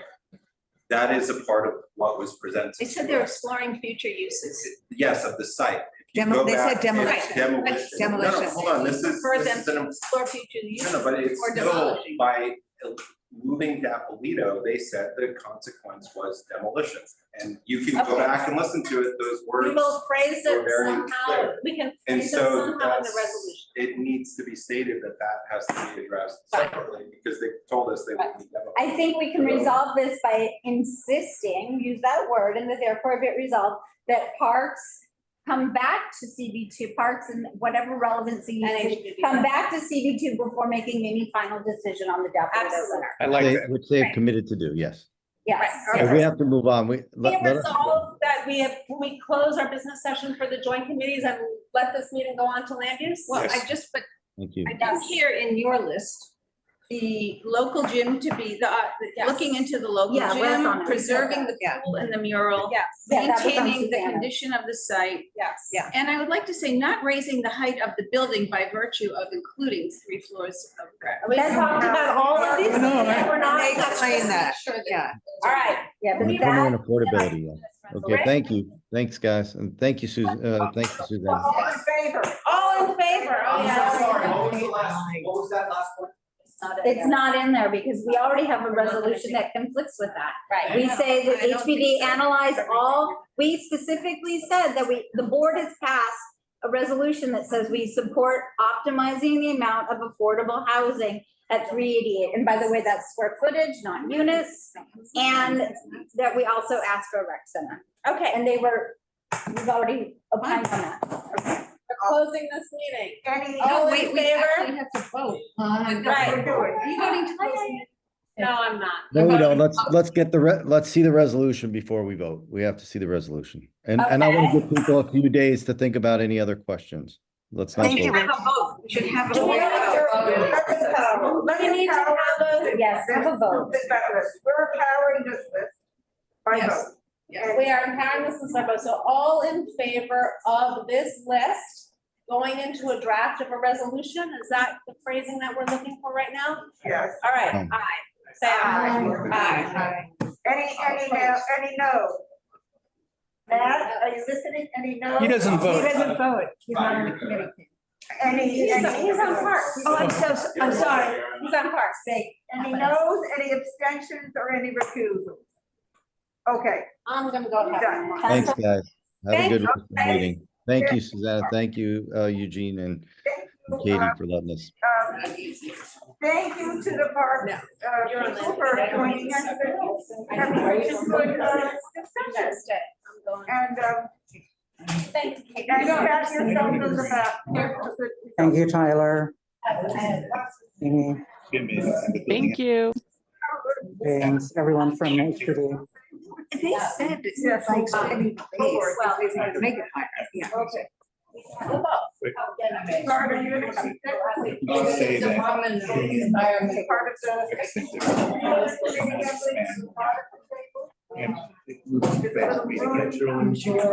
Sit over here. Yeah. But I disagree with that. Yeah, I mean, so do they. Mark? Hi, it's Broadway and the. It's gonna be a long meeting, so I brought it.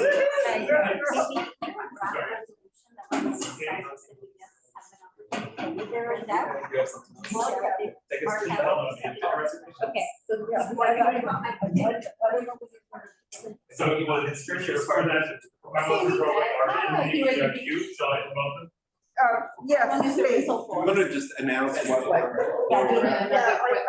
Let's just let, we're gonna get the new people in and the old people. Doing a little transition. Oh, thank you. 3 to 5 days. We're gearing up for item 2. You have to go out and clean and do. Why don't you? Yeah, I'll do that. I meet the people. Okay. We had one where we usually meet the people also. One time where we didn't meet the people and they had water. And it turned out that 4:30. I couldn't get the handyman. Oh, no. Coming in. I know, but I have a hard time. Oh, I know all about it. People need space. I look forward to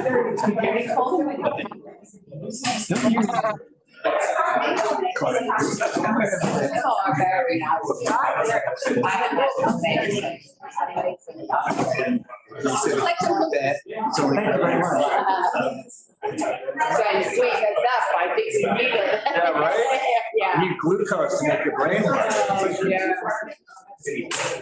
what did you do for your birthday? Did you Oh, man. cookie? It's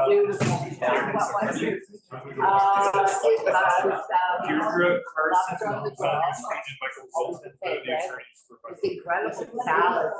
Some buildings can't select, some patients die. I have all that written, I just want to read it. Understood.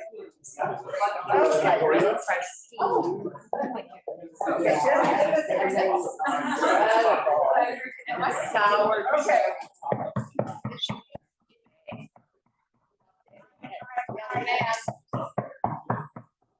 Thank you, everyone. The joint meeting of Parks and Waterfront is, of land use, Parks and Waterfront is now over. And the meeting of land use has begun. The first order of business for us is 503 Broadway, an application to renew a previously granted special permit to conduct a large retail establishment under zoning that otherwise would not permit us. Now, Ms. Carson and Mr. Zoltan, you were maybe not here earlier, so we will reintroduce ourselves so you know who you're talking to. My name is Katie Gordon. I'm co-chair of the Land Use and Housing Committee. And my co-chair will. Who he is. Oh, I got it. Thank you. Good evening, everyone. Wait a minute. We're going to introduce ourselves to you first. Okay, sorry. So, Hi, I'm Eugene Yu, co-chair of the Land Use Committee. thank you. Around the room, starting here. Donna Rocktree, member of the Land Use Committee. Hi, Deirdre Frederica Siegel. Anita Brand, board member. Susan Wittenberg, Committee member. Carter Booth, board member. David Gerber, board member. Michael Levine, board member and committee member. And online, we have two, a full board member and a public member. Stella, you first. Hi, Stella Fitzgerald, board member. Nice to meet you. John. John DeVerne, I'm a committee member. Okay, so thank you. So welcome both Ms. Carson and Mr. Zoltan. Good evening, Chair Bordenaro and members of the committee. It's been a long time since I've seen quite a few of you folks. So my name is Deirdre Carson. I'm an attorney with Greenberg Traurig. We represented Zara USA in 2019 when Zara came in front of you in connection with its application for a special permit pursuant to ZR 74922 to permit a clothing store with more than 10,000 square feet of floor area, use group 10A, in the building at 503 Broadway. As you know, that application was approved early in 2020, just as the pandemic was arriving. We didn't actually get our letter of approval from city planning until sometime in May, after the pandemic was fully present. At the time of the original application, the 503 premises had a certificate of occupancy that permitted use group 10A uses in the ground and cellar floors of the condo unit in which Zara has its Broadway store. The application before you then sought to legalize the addition of the portion of the building's second floor that is owned by Zara, having an area of 14,005 square feet to the store area that was already legal. And collectively, the store has an area of 42,636 square feet, of which 27,615 constitutes floor area within the meaning of the zoning resolution.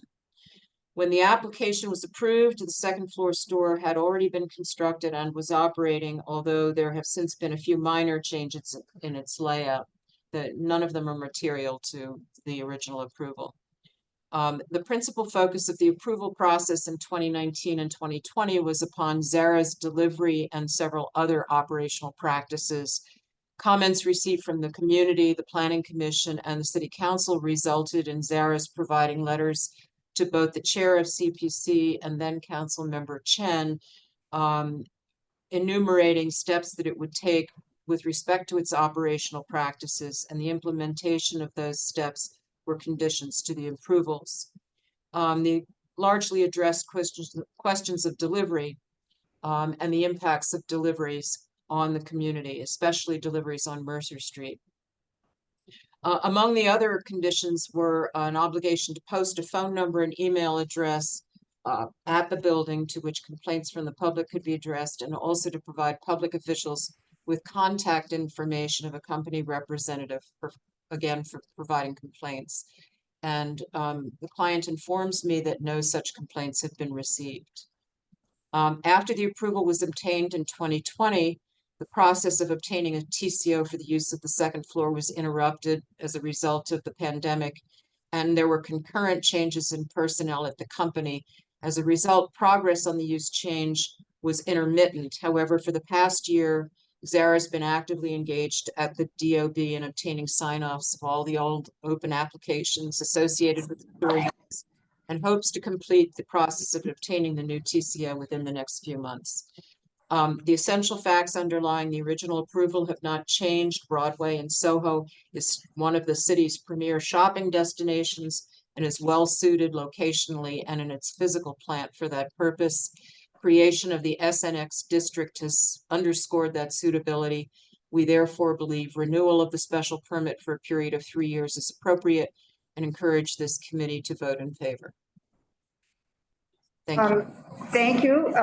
So this is a request for a 3-year renewal. No, say 2 or 3? So 2 or 3 years, It's 3 years.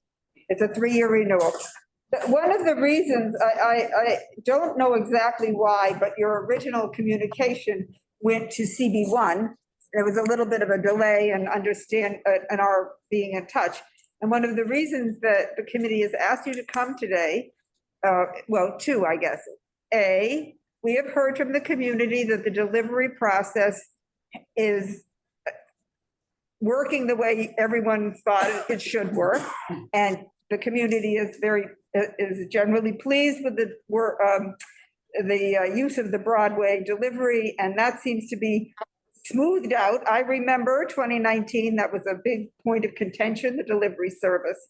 Yes. And we had lively meetings about that topic. However, the behavior on the rear side is problematic. And it's not to do with delivery, it's to do with the fact that apparently there's no place for the employees to gather inside. And we are hearing complaints from the community about employees crossing the street, sitting on the steps of residences and buildings and eating and smoking and causing, interrupting other businesses in the neighborhood. So we wanted to talk to you about that issue. And to see, how Zara could work with their employees to take their breaks and not disturb the neighbors. Opportunity for that. Okay. Are there any other comments that you? Frederica. I'm a little confused. I don't know whether it's my fault. I've never seen a project description for this. Has the rest of the committee seen the project description? Can I just say, I do want to apologize that we didn't show up. I think we were on your agenda last month, but we never received notice that this was being referred out. Okay. So the first we heard of it was when we heard from you that we had not shown up, which is not the way we behave usually. Has a project description been directed to the committee? Yes. It has? Okay. So have you been calendared? Is this a BSA? This is not a BSA issue. It's city planning. So is there a clock ticking on us right now? There's no clock on this. Okay. So has everybody else read the project description? Can I ask a question? What is the action? I just actually asked a question. Well, it's the same question. What is the action being requested of us? 3-year renewal of the special permit. 3-year renewal of an To existing. legalize the entrance to the second floor. Deirdre? Sorry? Is it to legalize the second floor for another 3 years? Yes, the original special permit legalized the second floor component of the store. We got that in 2020. We did not get the TCO in time for the lapse of the permit, so we had filed for a renewal, which we're entitled to do. We filed timely for. Okay, so could I go back? Outstanding on that work? Excuse me? What remains outstanding on the work that? There's no work that is involved. At this point, it's paperwork. There's no physical construction required. There were a lot of open alt 2s. I assume this crew knows what an alt 2 is. Those are the sub applications under which most of the work actually gets done for mechanical works and for elevators and for other components of the interior work. There was a lot of them on this job and they had not all been closed out. So there's been a lot of tracking down contractors and getting things filed and with the buildings department just to clean up the paperwork. But the physical work has long been completed. So the process now is all about the paperwork. And do you have any response on these issues that the neighbors have raised with us? The issue about well, this is the first we're hearing of it. I'm not the client. I am a representative of the client and we were not aware of this, but I can assure you that this is something that they would be very concerned about and that they will, and we will speak with them about it. And I am confident that they will take some action. I vaguely remember actually that there had been some complaints about this in the past, and there is in fact an employee break room here. So, it sounds like there's been some loss of adherence to the rules about using the break room. So I think there's a member, is there any member of the public with the hand raised? I see a comment in the chat. There's one hand raised. Yeah, Pete Davy. Issues that were outlined already. Want to go back and review. This is the kind of thing that is going to Or do we be need to repeat it all rubber again? stamped.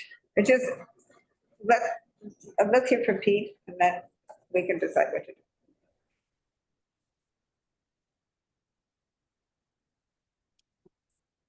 He has a question asking where the complaint, where is the complaint number posted? yes, I believe it's posted on the front door. Okay. Hi, Pete. And is there anyone from Zara with you tonight? No. No, they're not present tonight. To be frank about it, this was not something that they were able to prioritize. They have some other things going on. They're having to Have to remember that for a turn of phrase, you know. I know. it's a good Really. one. Okay, Pete, can you speak up so we can hear you, please? Can you hear me? Yes. Very good.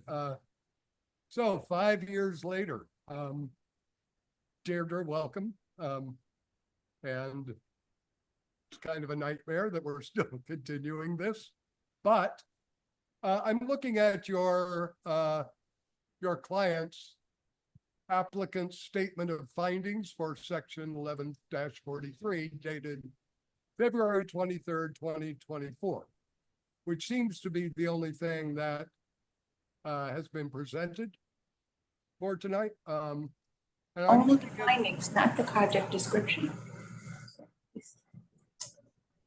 Okay, continue, Pete. That's fine. We're waiting for you. Okay, so I'm looking at the second to the last page, near the bottom, where it states this: the proposed conversion represents an extension of the building's existing use group 10 retail space. It will attract tenants capable of competing on a stretch of Broadway that has become one of the city's main shopping destinations. And that refers back to, on page 4, I believe it's page 4. The pages aren't numbered, so it's 2. That's 4, Pete. It says Oh, for. no, Yes, are you 4, speaking, are in you the speaking middle of the, page under it's the paragraph that starts proposed conversion is consistent with land uses in the building surrounding area. The end of that paragraph are listed a number of large retailers along Broadway. Large retailers were established earlier in this document as meaning use group 10. So can I proceed under the assumption that what's being addressed here are use group 10 retail spaces? That's the context we're looking at, right? the special permit is to allow use group 10, yes. Okay.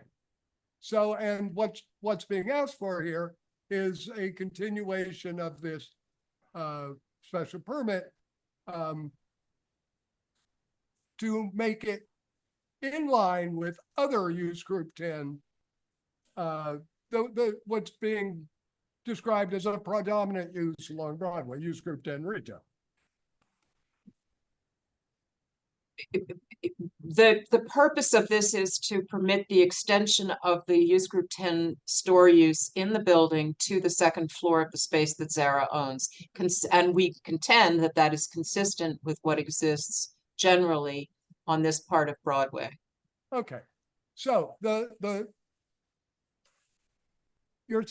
client's statement says that today there are a large number of large retailers, meaning use group 10, along Broadway, including Target, Banana Republic, Uniqlo, Nike, Aritzia, Lululemon, Bloomingdale's, and TJ Maxx. Well, if you look at the certificate of occupancy for each of those buildings, you'll find that maybe only one of them is use group 10. All the others are use group 6. Now, Banana Republic had a special permit for use group 10. Target, nope, use group 6. Uniqlo, nope, use group 6. Nike, nope, use group 6. They're all use group 6. So the very basis of what's being argued here, that this is a stretch of use group 10 retail, is false. Well, Now- I think I would have to Thank tell you. you, it is my Okay, Deirdre. experience. I'm sorry, you're talking over. Pete, hold on. Thank you. Deirdre, did you want to? I would say to you that it is my experience, and this is, it is my experience that many of the large retail stores that were created along Broadway were not created according to Hoyle. And some of the changes that were made in the SNX district recognize that, and probably one of the reasons for increasing the threshold for needing to obtain a special permit and creating a new special permit, actually of a slightly different nature for the SNX districts, was in recognition of the fact that many of these guys had not done it according to Hoyle, and they wanted to stop that, but they wanted to make it possible for more people to be as of right. I know for a fact that some of, and particularly some of the earlier ones, what they would do is they would subdivide the space in theory, and then call components of it use group 6, but they were actually functioning as a use group 10. And some of that resulted in, as you may recall, in 2019, was it, or may have been much earlier, a letter that went from the council member and the borough president to the commissioner of the Department of Buildings, asking him to investigate all of these functions and stores, and ours happened to be one of them. So, you know, that was part of the history here. The Zara came in and they, you know, legalized their space, but I don't think that you can conclude just from looking at the C of O what the floor area of that establishment was. I don't think that's the end of the inquiry. Okay, but what it does establish is that's what the DOB has approved for the use. Well, it's history. It's history. We have a hand in the room, and then I want to make a comment. Okay, I'll set that aside. Mark? Mark and the committee. Is it that, what I got from you was the findings? Oh. Okay, what Pete is looking at is the project description. If the committee has not received the full package with the project description and everything else, and if this is not on the clock, and if the client cannot, the applicant cannot prioritize attendance, then why can't we just take a little more time, get the whole package, and really understand how what they're asking for compares to what they asked for 5 years ago? We didn't change anything. We have not changed anything that we're asking for. All Well, we're many people were not on the committee. Yeah, I think back in because it's 2019. July. All right, so Just to be clear, I Slow am down. reading Slow from down. the findings. Everybody I'm slow not down. reading from- Go ahead, Connor. I just said because it's July, that would mean No. this goes to, was making a point. for the I tried. board to- sorry, we can't hear you. Because it's July, it has to wait till September, but I think the most important thing that has come to the committee's attention is this problem, and your client is not here to address the behavior of their employees, so are we okay with getting your client here in September to talk, to straighten this out? Michael, what did city planning tell you about the timing of this? So, I mean, city planning, this was supposed to be done by July 12th. And it was extended because the full board wouldn't meet until, I believe it's next week. So, or the week afterwards, I'm not sure. So it was extended to afford the full board the ability to vote. And that was something we had agreed to extend it to. And that's where city planning is at the moment. I do want to add one thing in terms of the application material. There was a bit of a snafu where we didn't realize that city planning had referred the documents over, and that's why we missed the last hearing. I believe when city planning refers documents, they send a link to Zap, which should have everything. It should have the the findings and also the project description. So to the extent that I'm not sure how the board was only able to receive the findings, but not the project description. It all should have been referred over. Also, there are some drawings, very basic. And ancillary maps and photos, but for the two written documents, they should have been in the same packet. And that would have been sent by city planning. Okay, it's all in our Google Drive. Do we have any? Anybody in the committee look at it? Well, I'm asking, yes. If I miss something, then I'm either gonna abstain or vote against it, or vote against deciding now. Yeah. But I'm only one Well, person you on the sent an committee. email in the beginning of June to everyone. I sent our old reso. Yeah. Yes, Yeah. but has But that's everybody not- else read the project description that I didn't read? I mean, I don't feel like a good participant in this. I've just rechecked. I don't see any current, just what things we shared, you and Carter shared in June, 11th and 12th. Yeah, that wasn't what they shared. No, I'm just saying as well. I looked it up to see if I had something. I got something from Mark, but it was just the findings. So is there a problem with our seeing this in September and passing it at our full board in September? Yeah, can we get an extension, Michael? Were you on the call, Michael, when Deirdre said that it was not on the clock? I mean, I'd have to check with city planning in terms of further extension. They may have a referral period that they're using here, so. So we are on the clock. But it's not a Euler item, is what I intended to say, so.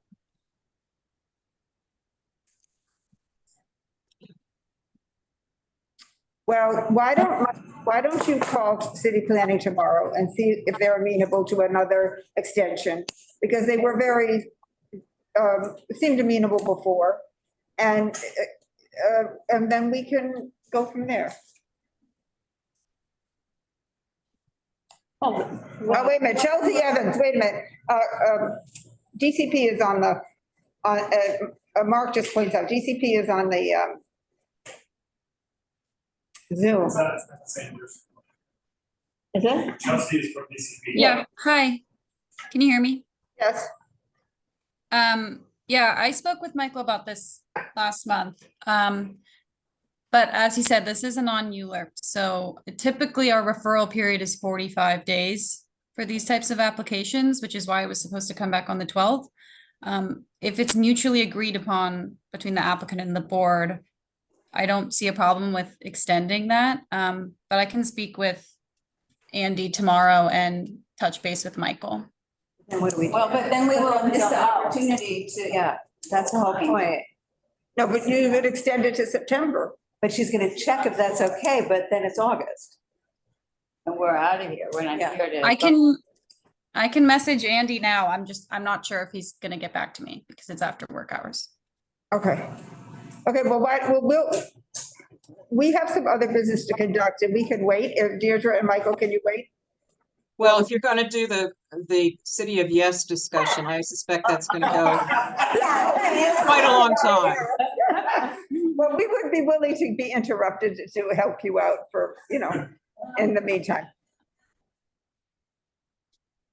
I'm sorry, are we done with Zara? I'm totally lost in what the committee. Well, no, we're not done with Zara. We're waiting for some information, Pete.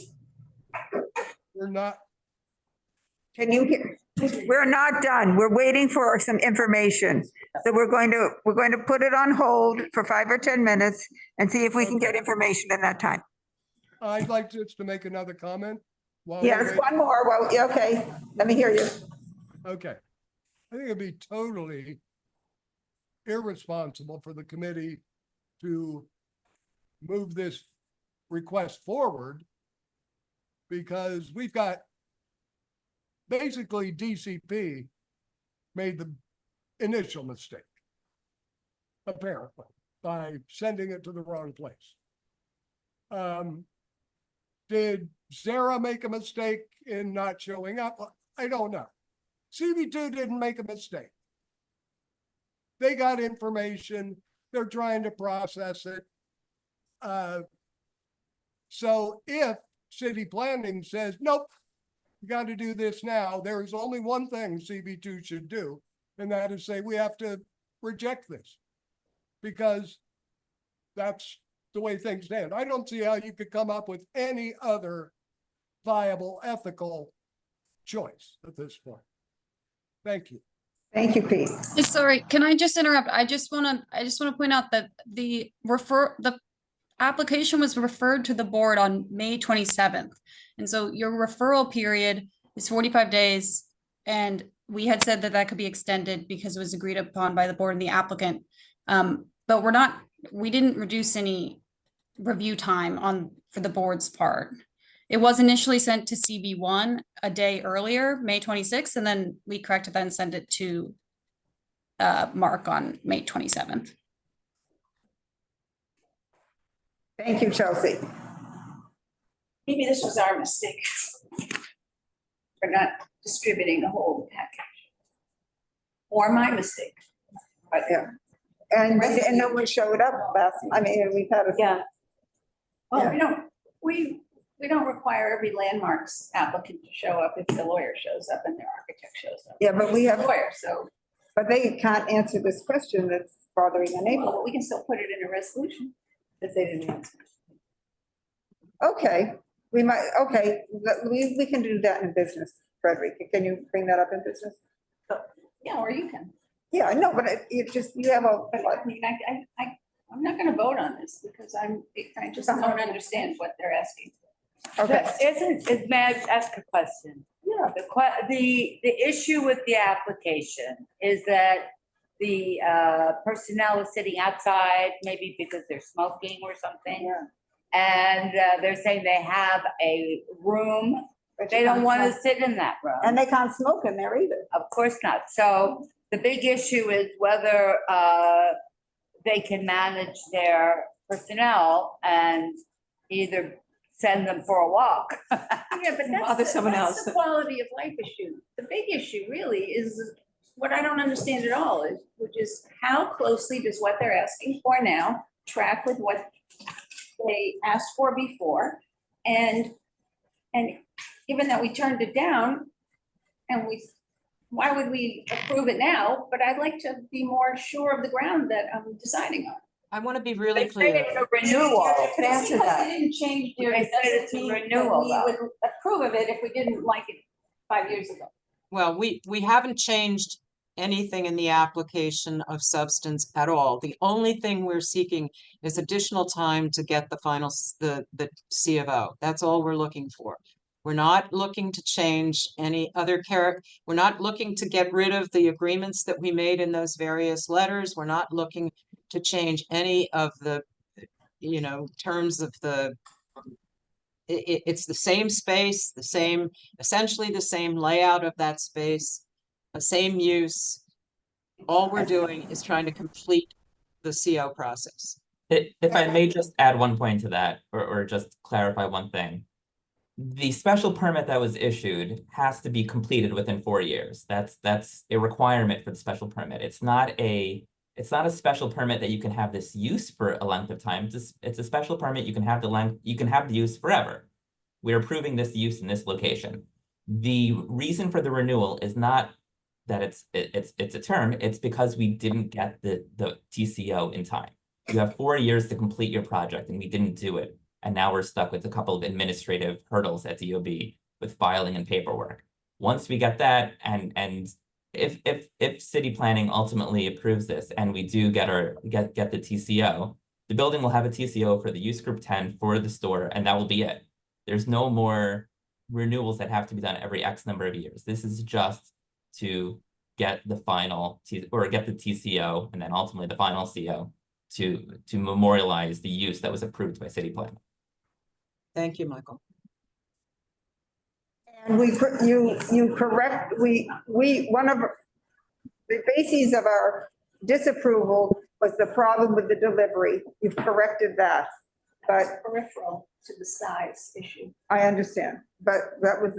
And the size is our portfolio. Laura Tannenbaum had her hand up, and she said.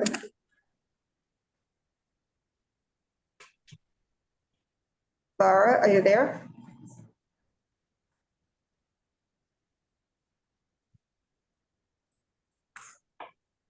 I guess she decided not.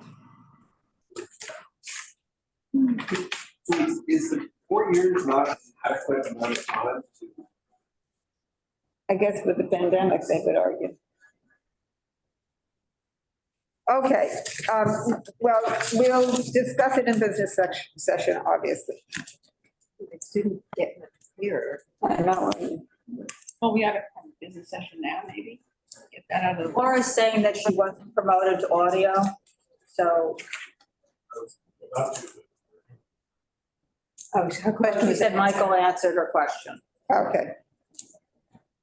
Okay, Michael answered your question. Okay. Do you want to opine on this now, or do you want to do CBS first? Let's close this up. Yeah, then Okay. they can go. Okay. Do we want to approve this or not? Do we, What's our big issue that they're at, you know, it's the size, hasn't changed. yeah, which hasn't changed. Susan says that hasn't changed. Does anybody have any objection to the size? I'm asking, I don't know. Isn't this just an administrative item, though? I mean, there's nothing that's changed in the application. It's not I think understanding. it's, you know, the only thing that it's just, from my point of view, is an opportunity to encourage them to, you know, to help their employees behave better and be better neighbors. Is there a path to approving it subject to them reporting by the next board meeting that they have provided the full reports and they have a plan in action that they provided to us off calendar? And just to piggyback on what John is saying, also that they watched the previous meeting and addressed the concerns that were raised at the meeting. By the public, especially. Yeah, by the public, perhaps during the beginning of our full board meeting, during the public session, a quick. Okay, yeah. Great. Swing by, prioritize coming. Great, good, full board. So, More than one person could speak should they need additional time. yeah, we would give the time for that. John Paul, can you please repeat what your path to a solution? Thank you. I mean, I'm not sure if everyone agrees, but I would think that it seems like we were otherwise approved this. I think we had some concerns about the employees loitering in the back or what have you. Maybe have them come to the next meeting, incorporating Carter's suggestion there to listen, provide the information that was outstanding, and provide the materials that were outstanding because of the paperwork, and otherwise approve. If they do those things, deny if otherwise. I'm just trying to get a path for them to, if they. I appreciate it. Go ahead. If this isn't a ULURP, then really we don't have to recommend approval or denial. Perhaps we could just say our position has not changed in the last 5 years. And oh, by the way, now we're pleased that the delivery issues have been cleared up, but now we have another issue. And then we don't have to. You don't have to reapprove it? You don't have to reapprove it. Yeah. And last time they prioritized showing up. I mean, a lot of them were here. Yes. And that was important, and they made contact people and they related to the neighbors. They accepted the issue of the noise of the delivery. This time they're not prioritizing coming. And we have other, what they call quality of life issues. So we do feel like that they should prioritize again. But if we say that our position hasn't changed, then we don't have to address anything that might be in the new application we're not happy with, because we don't really know what's in the new application, I don't think. Right. So our position hasn't changed, and as I said, delivery is improved, but noise on Mercer Street has worsened or changed. I like that because we're really just reiterating what we had agreed to before as opposed to. And they rode roughshod over what we had before, so why why knock ourselves out? This will be approved. It would be good to move it along. I Okay, think this is now the second meeting that we really haven't made progress. Yeah.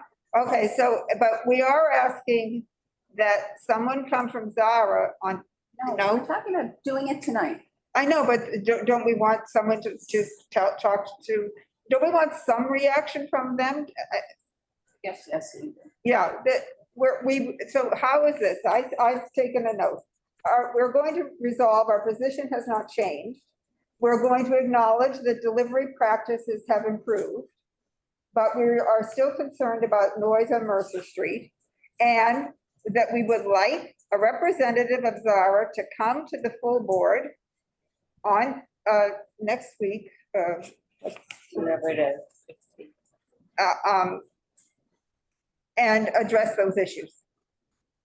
As a courtesy, because it's not like we're conditioning our approval on their coming. It's just really a courtesy. Right. Is that clear, Deirdre and Michael? Yes. Yes. Okay. We know that you will prioritize us. Okay, are we ready to vote on this matter? All in favor? Aye. Any opposed? Abstentions, recusals? Okay, the motion passes. Thank you. Thank you. Thank you. Thank you. Now, after 2 hours, 2.5 hours, we can, how long? Hour and a half, Kate. Yeah. It was hot earlier, so. Yeah, no, it's cooled down. We can turn to City of Yes. Now, last time we were together, we worked on a draft resolution, and I added in italics the things that we changed in that resolution. I do have a question. My notes weren't very good on one part of it. Since then, we have received a document, we've received 2 documents, 3 documents from Christopher Marte's office, elaborating on what he said to us verbally in a meeting. Does everybody have a copy? Who needs a paper copy of this document? Okay, I have paper copies. Anybody need a paper copy? This is of the Marte analysis and recommendation. That's the summary. Do you have this in the back? No. Okay. Do you have it over there? I have one. That's it, right? Maybe Metzger needs one. Slideshow, right? We're at the. The one that I looked 2 meetings ago. What about his town hall on Zoom? If any, I have the summaries of So he sent. Andrew Berman's comment. Okay, thank you. Okay, now this is the slideshow from Marte's Town Hall, if anyone wants that. Great. If you can pass this over to Kate. What are we going to incorporate all of these? I'm just giving you the materials and then we'll go. I don't know if we can. It's all good. So I guess the first question. Okay, and here's Andrew Berman's materials. Okay, so I guess the first question is, from my point of view, we've gone over this so many times. Are we ready to vote on the City of Yes, yes or no? And then we can refine our resolution once we've decided what we're going to do. What our position is going to be. Going to vote first and then write the resolution? Well, we have a lot of it right in front of us, and I think people have made up their minds. And we've talked about this so much. We have. They have? I've written it down, or we could read it. You've written it down so many times. This is like an outline. Yeah, this is an outline. Yeah. So any, is there? There's a lot here. Here, wait a minute. What is our position on things that don't specifically affect us? Are we? We said specifically them out? We By waited large, our yes. comments. The things that were, what was the term that we had used? Yeah, I mean, like for example, the town hall, like the town centers and the parking mandates, things like that. Was that your question? Yes. Yeah. Yeah, I mean, I recall that our position was that we were not going to opine because we hadn't had a proper discussion. Is that something that Yes. to Yeah, that's what we did say. Katie, how would you like to handle questions from board members? Well, right now, the committee's in. We're not quite at the question point yet. Yeah. Well, board members get up to speak. After. After, We have all I our- say was after. Yeah, so I'm gonna stop talking after this. I was thinking about what is a similar situation that we could be in that we wouldn't weigh in because it didn't specifically affect us. And I was thinking, and bear with me, what if we were gonna vote on whether to give free crutches to people with broken legs? Okay? We had to vote. Did we want to have that program or not have that program? Are we gonna say, just because we don't have a broken leg, are we not gonna get involved if it's a good thing? In other parts of the city of Yes, we made the decision that if it didn't affect us, we weren't opining on it. We did that in. No, I mean, let's go with like the thought experiment, right? I mean, I think. Thank you. Right, so- What? Thank you. I mean, I think it's been unclear, right, as to what it means by affect us. I mean, I would opine that our position has always been, if it is something that is a feature of another community board, we have always taken the viewpoint that we would not step on that other community boards right to opine on their own, items in their own district. Right, so in those cases, we have. That's to the city of Yes, not always that way. Okay. That is a very recent decision that we take. Well, there are a lot of areas that if they don't affect us, we may not also know the nuances of it. That we should then we have to instill more time and devotion to something where we really have a big meal already of the thing. I mean, that's why we asked George affect us. to help us and analyze the part of the 12 or 16 pages that affected us that we could really understand. If we were going to embrace the whole thing, then Yeah, I we would mean, have had. You'd have to put us on the payroll. To all get that Let's- level of understanding. It I was mean, just- let's talk about like parking as an example, right? We just haven't had a single discussion about parking mandates. So for us to take a stand on parking mandates at this late stage, I think is not productive, right? Because we just We haven't. might as well be different countries. New York City is a very complicated city with incredibly features. diverse buildings and needs Yeah, I and mean, all the that. low So density areas, high density areas, issues are so different. I agree with all of that. And ours is in particular different from so many others. Which is what George So clear. there are other community boards that might be a little more similar in their makeup, and ours is probably not that similar to too many. Frederica, are there specific items that give you concern? Well, yes, ADUs for one thing. I think ADU was one where we had said it was, we were on the fence whether we wanted to make a. So maybe the best thing for us to do is, because I know that in the last couple of days, we've gotten George Jane's documents, we've gotten 3 things from Chris Marte, we've gotten the borough president. We're just inundated with paper, and I don't really feel that we can process it all in great depth. So perhaps the better route would be to just focus on a few things that affect us the most and just not seem to be against. I think that's what this might fit for somebody else. Pages helps us. Yeah, That's what we decided we were doing. It's a good start. We've been working- This is the third meeting that we've been But working. it's really lacking a lot of nuance, I think. And it's very hard to approve it when we don't know what direction the nuance is gonna take. But I thought we were gonna kind of get a fleshed out version today. I really said that, but I think that our goal was to narrow down what we were opining on. And that's what I think this, to finally have this. Can I jump in on something? Because I read this earlier. It's on Christopher Marte's document.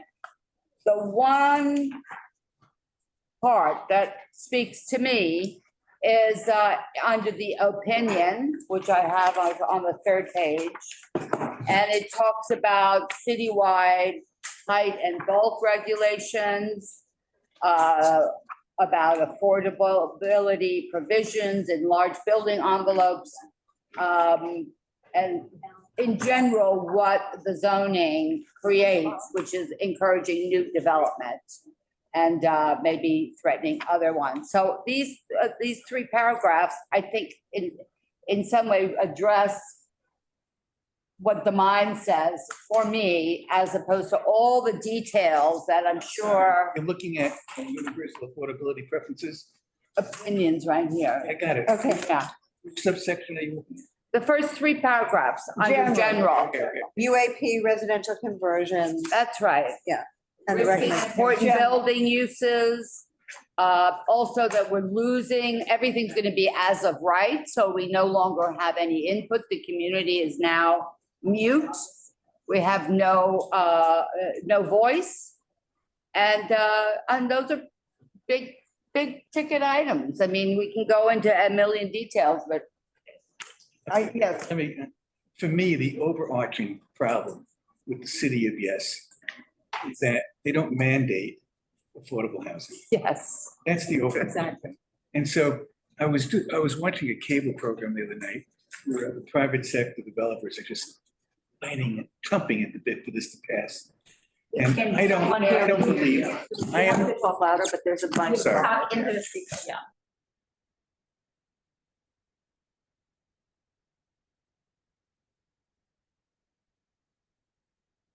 Yeah, that was. I am not a believer in build, because in the trickle, although HPD said they pushed back very heavily on this, it is a trickle down idea. The idea being that if there's enough housing stock, demand will not be as great for smaller. So what does that mean? 6,000 one bedroom rental in 5 years? In 5 years goes down to 5,000, 4,800. It still has no way to address affordable housing. That's where I'm coming from. And so we have a situation where the best we could hope for is get 20% affordable, while 80% is market rate housing. And if it's 80% is market rate housing in this district, we are going to be flooded with market rate housing, because it's not mandatory that they could build 100% market rate housing without any affordable housing if they choose that option. And especially. It's one of the things that happened in Hudson Square, which I've always objected to.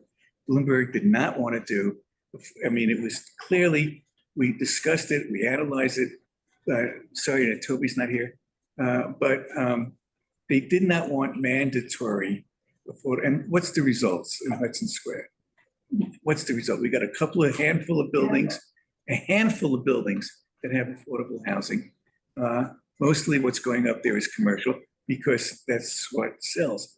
And so right here, what they've done is they removed the barriers for development, but not for affordable housing. So what are we doing here?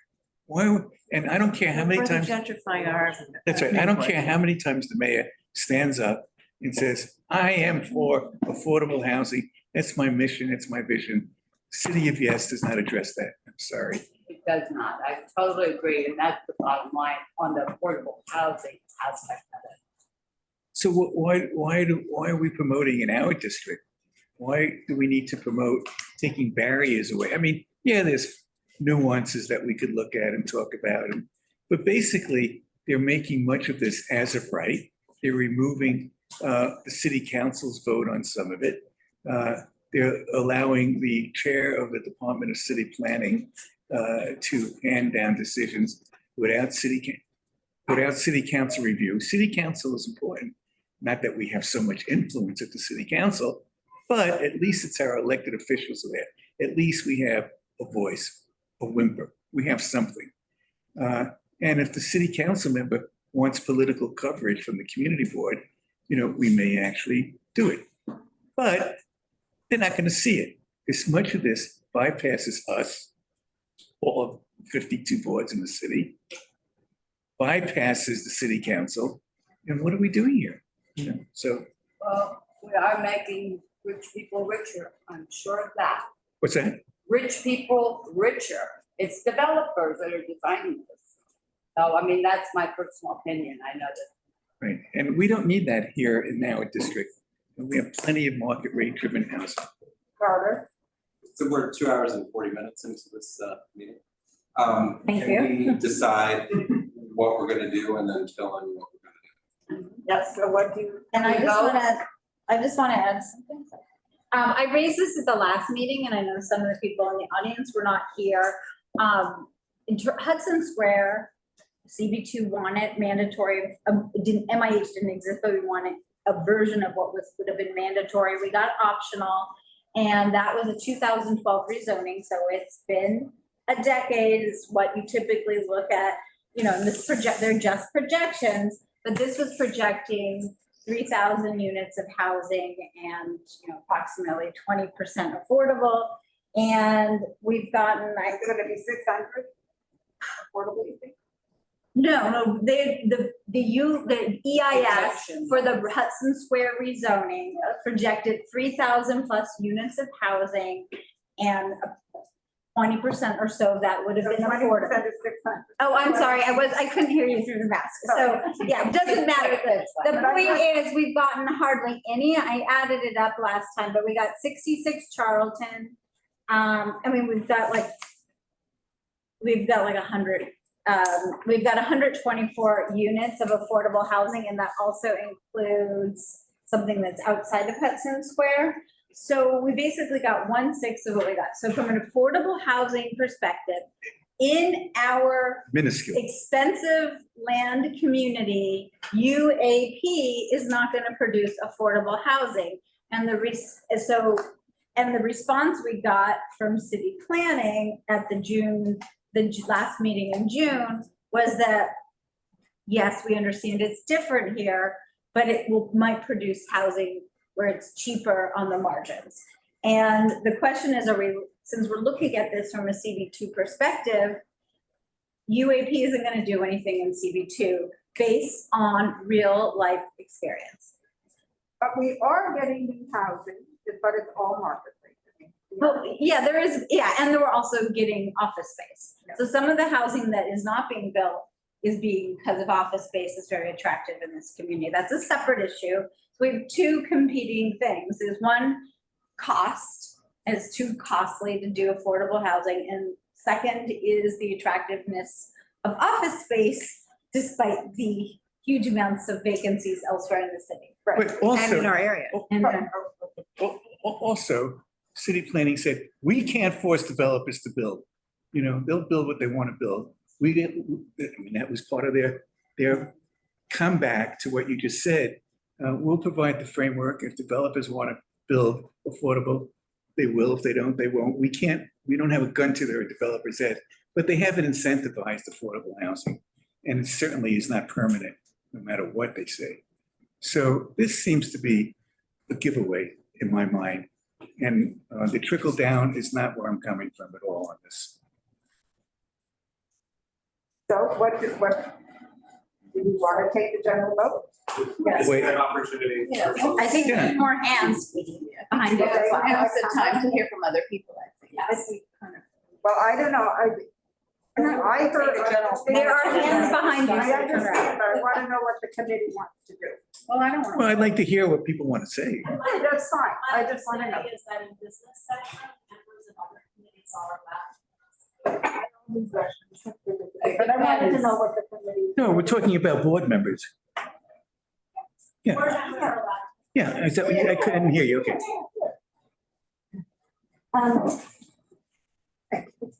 What Who has their hand up? Right, you're right behind your little head. You could reach around and say. Okay. I'll start. One, as long as you agree with me. I'll start. Yeah, if you can sit in that chair, then you'll be a better. Should I? Okay. And then the next speaker can sit. Like if we had a microphone, She doesn't have to turn her head around. I'm trying to think about how to frame this that won't be repetitive with things I've said in earlier meetings, but I guess I will frame it about when this resolution comes to full board. I think often when resolutions come to full board and there are people in the broader board who have a divergence of views, there's encouragement to come to the committee meetings to make those views heard while the resolution is in process. So this is either my 4th or 5th meeting here as a non-member. And so I'm hopeful that my perspective and maybe the perspective of others can be assimilated into the resolution, or at least really seriously considered, because I think it will inevitably come up at full board where there are divergences. So that being said, I think to the meat of it, we have said in past meetings at full board that we are a pro-housing board. This came up when we were discussing Green Fast Track for housing, that we recognize that broadly there is a citywide housing shortage. We're about 1 million units short, according to the Regional Plan Association. And it is that shortage that is driving our affordability crisis. We need more affordable housing, but we also need more housing affordability. And that is a function of building more housing of every kind in every neighborhood. And so I think it's really behooves us to not be dismissive of this proposal out of hand. It's relatively modest. The upper range of estimates is that it would create 110,000 units over 15 years, which is just a portion of what we need, but it is promoting the values that we say that we're in favor of, which is housing affordability. And so that's one piece. I think if we want to say we're a pro-housing board, it would be a great opportunity to say we support City of Vassar Housing Opportunity as a step forward in creating the housing New York needs. It sounds like there's a lot of reluctance to do that from members of the committee. If that's the case, I think looking more at specific provisions, I would note that thinking about what impacts our district can be thought of in 2 ways. One is the built environment, what will actually change on our blocks, but another is what impacts the people who live here. And I know this stat for Assembly District 66, not for CB2 specifically, but I think it's probably roughly the same, which is that the median age is 35 and 70% of people are renters. And they are part of a citywide and regional rental market. And so what happens in other community districts impacts the prices of their housing everywhere. And people who live here now might be priced out, they might have to go elsewhere. And so these things are interconnected. I would note that I don't know of any other board that's passed a resolution already that has declined to weigh in on things. CB1 passed a resolution a couple of days ago that was supportive of almost every component, but they weighed in on every component, as have the other boards that I've heard of having passed resolutions. So I think it behooves us to weigh in on everything. And if we have no objections, to be explicitly supportive. So I have some other thoughts about the resolution draft, but those are kind of my big picture things. And I appreciate the chance to be heard. Thank you. Thank you. Who's else had their hand up? Only board members can speak now. I'm happy to jump in then. So you gotta, people can't We hear. don't have a mic to give you, so you have to. Yeah, of course. You have to come to the mic. I'll largely agree with Ryder here. I moved during the pandemic when there was a much depression and people attempting to find an apartment in New York. Half the places didn't have broker fees. It's been a few years later since I got my current apartment. And that has radically changed, including looking within the building that I currently live in. I get street easy alerts on occasion to try and find that ever elusive Goldilocks apartment that never seems to come. And it's, I look beyond CB2, at least before I was appointed to this lovely board. And so, I agree that we should be commenting on everything citywide, especially the components that we see that already exist in our district, like mandatory parking minimums, like, transit-oriented development provisions. These are all really high quality things to produce, gentle density across the city that we have already experienced in many places of our city and can talk confidently about, that these can lead to vibrant communities because we've seen it and experienced it. I also have small feedback on individual points, but I do encourage the committee to consider that these other provisions do affect us. They are and can be positive, and we have seen the results here in CB2. Thank you. Thanks, Emmett. Can I speak? Yeah. Well, you know what you have to do. I don't want to say much because I think that Ryder is actually much more articulate than I am, but I do want to note that we talk a lot about affordable housing, and most of affordable housing is subsidized housing, and there's only so much affordable subsidized housing that can address the housing shortage. We need an increase of supply, and every urban economist agrees that increasing the supply overall the city will ease pressure on price. Now, we live in an incredibly affluent, expensive district. Chances are we're not going to see a private developer go ahead and build middle income housing. But the ability to build more throughout the city means that it will ease pressure, maybe not in this district specifically, but certainly throughout the city. And so for us to be, I feel uncomfortable obstructing this idea. I feel that we're very protective of our neighborhood, and rightly so, and we have a historic district and all kinds of protections that come along with that. But as we all know, building housing is more and more expensive because of public input, and public input is important, but there is a point at which it becomes incredibly costly to develop housing. And the result is that in the city is that we have an enormous shortage of housing. So it's not just a matter of creating affordable housing. It's not just a matter of creating subsidized housing. It's a matter of creating housing. Housing has to be built. That's it. You want? Yeah.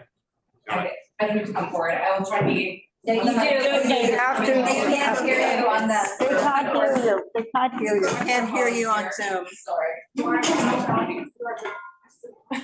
I'm trying. Thanks, Susanna. I will be brief. I feel quite aligned with the statements that were just shared. I also want to say I have been really impressed by the thoughtfulness and the way that this committee has approached going through each of the provisions.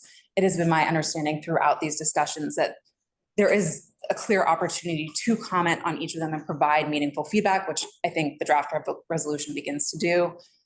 I think we would be really remiss to miss an opportunity to staunchly support any effort that is going to gradually expand housing stock and with it, hopefully, affordable housing stock. To Susanna's point, I think this economists have really supported the idea that more housing is going to reduce pressure. I think this is a citywide network. I won't go on much longer, but would really hope to see a resolution that was in support of this while including all of the thoughtful discussion and recommendations that I think we have a clear opportunity to include. That is all. Thank you all. Thank you, Emma. Sorry. Who's next? Coming to the. Hi, it's quick enough. I don't even have to take a seat. I can make it very succinct. The same arguments as everyone else. It's just that declining progress for the sake of perfect progress is going to brand CB2 pro redlining. So it's not a good look. Bye. Oh my God. What does that mean? I don't know what that means. That's racially. It's a racist history of real estate development. Yeah. The 1961 Pure I am. zoning that we're currently living in was. Yeah, but none of CB2. So we have to be afraid. It's a very suburban. Historic, I just want to be. The East Village was better. A lot of Manhattan was, yeah. Yeah, East Village. I'm not that fun. I'm sorry. That's okay. I haven't been, I thought Emma was very polite. I haven't been impressed with the committee. I know. You told us that. Yes, multiple times. I think this reso willfully dismisses a number of the concerns that have been raised multiple times, some of them not very respectfully, some of them very respectfully. I'm kind of bewildered that none, it feels like none of the comments that have been made have wound up in the reso. There are as many people showing up today as there are I'm by rough count, maybe I'm off by 2 or 3, but as many people showing up today advocating this position as there are members on the committee. To have it not reflected at all in this draft head scratching and a purposeful, willfully ignoring. I'm just kind of wondering at how that happens, whether people, You don't have to focus on Katie and be insulting, try to be. I said I was. What do you want to include in the resume? Okay. Going through what's not in there. So- Say what you want to say. I would love for the, so many portions of this are very well written and informative. A number of the places where we say that we'll go to the last one, where we talk about all the ones that don't affect us. I was shocked because some of them affect me and I'm on the board, so I kind of think that they affect people. Tell us what you. Yeah. Absolutely. Let's go line by line. Concrete thing. Transit-oriented development with legalizes 3 to 5 story apartment buildings on qualifying sites. Like, I'm a renter, I don't own, I may decide to move out of the district. That decision affects me and the people inside of it. And so David, do I do this when you're talking? Matt B. I didn't interrupt you, all right? Professional. Nobody can interrupt your flow of consciousness of this community. You guys, let's Oh. just let Matt talk. What's that? Let him talk. Thank you. Without being condescending. Thank you for that. Impossible. I am aware of that. I'm pleasant and I'm It's- professional. It's a feature, not a bug. We can't hear you. We have to It's speak so better, everyone it's can better. hear. Go ahead, go. Please, I want to hear. I was nearing the end. That actually extended it a little bit. I'm kind of shocked, just on a personal level, at the writing. Kind of shocked at none of it being involved, none of our comments being here. I really hope that you can broaden the definition of affect us, because I'm obviously not included in the us. My friends aren't included in the us. You had a comment on transit-oriented development. Do you have other specific comments? I'm just curious. I'm not a member of the committee. Yeah, it's better not to personalize. We all try to not say If it's you want to only send me about an me. email, I do not want to send you an email. I- Please continue. Thank you. Reducing construction costs by eliminating parking mandates in new buildings throughout the city and instead making them optional at the discretion of the developer. That exists in our community today. But We, CB2 does not see that this proposal applies to our community and will waive making any comment. right, because it's, But the sentence, you just said it affects us. Manhattan is not subject to these parking minimums already. So Right, but that's why, I might move, a person in CB2 might move to a building that is affected by this. And so the idea that it doesn't affect us just is detached from what affect and us mean. the wording is saying that it doesn't, we don't have a direct assessment of the impact. That's not what the wording says. Okay, we can change. Thank you. That's all. Beautiful. Thank you. is it just those two? I'll sit and go through it line by line if you want me to. Give it as a handout.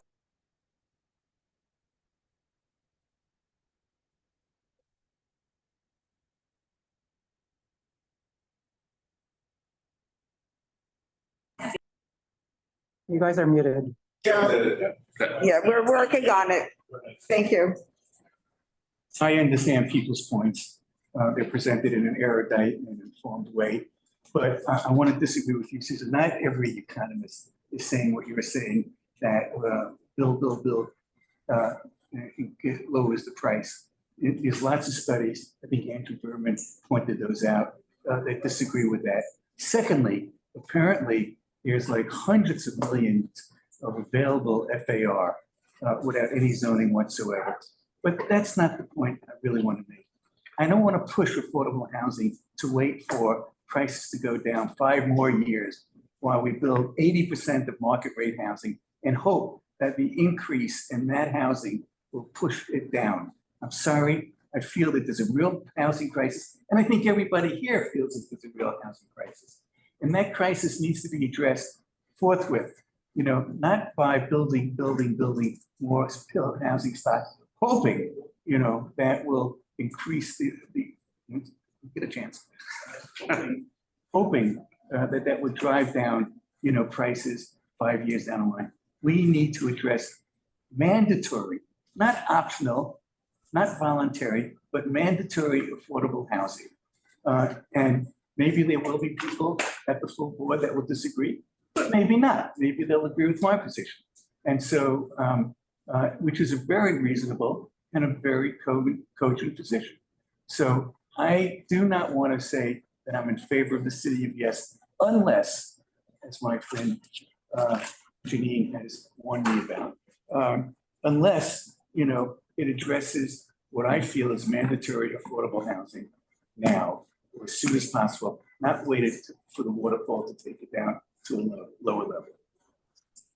One thing I wanted to add to that is that because we haven't had a major zoning change in 50 years, and we may not have another one for 50 years, for me, I feel like if we lose the opportunity for affordable housing now, we don't get it back. You know, this is it. And we have fought so hard for it. We've lost so much opportunity in this district. And, you know, if we're looking ahead at 50 years, we might say, okay, if you build X number of high rises across the city, what percentage are we anticipating rents will go down? So I don't know. I've never seen anybody say, is it 1%? Is it 20%? So we can't really weigh these positions without any proposal presenting that to us. All we can see in the immediate sense is every month we see we're losing not only housing that used to be affordable, but the quality of the mix of our neighborhood has changed to being more and more affluent. So that I feel that we have to, maybe more in this neighborhood than others, really fight for that, or we're never going to get it again other than the building on Hudson Street. And we don't have to guess at it. We had a laboratory. It was called Hudson Square. It did not work. Building Hudson Square did not work. There's other people that want to answer my very thoughtful comments. I don't know how, well, we'll start with Ryder. Come and sit at the microphone. To Susanna's earlier point, and to the very cogent argument that we just heard, yes, we as a board have always supported, or have often supported, income restricted housing, affordable housing. We haven't always, but we do promote it.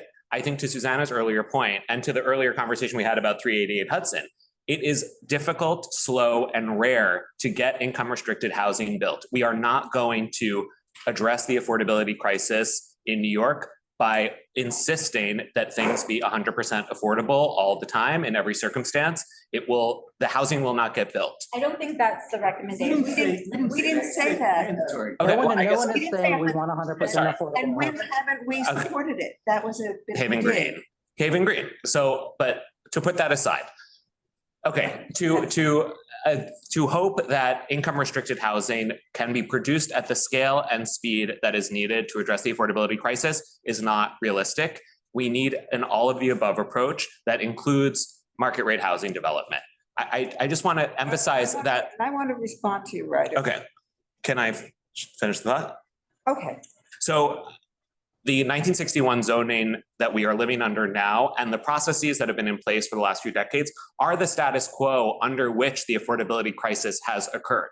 So when we see that, for example, rents are rising 7 times faster than incomes, or that we have 100,000 people sleeping in homeless shelters every year, or that 9% of the city's Black population has been lost to displacement over the last 20 years, these are functions of the glacial pace of new housing approvals and development and the restrictions we've placed on the development of new homes.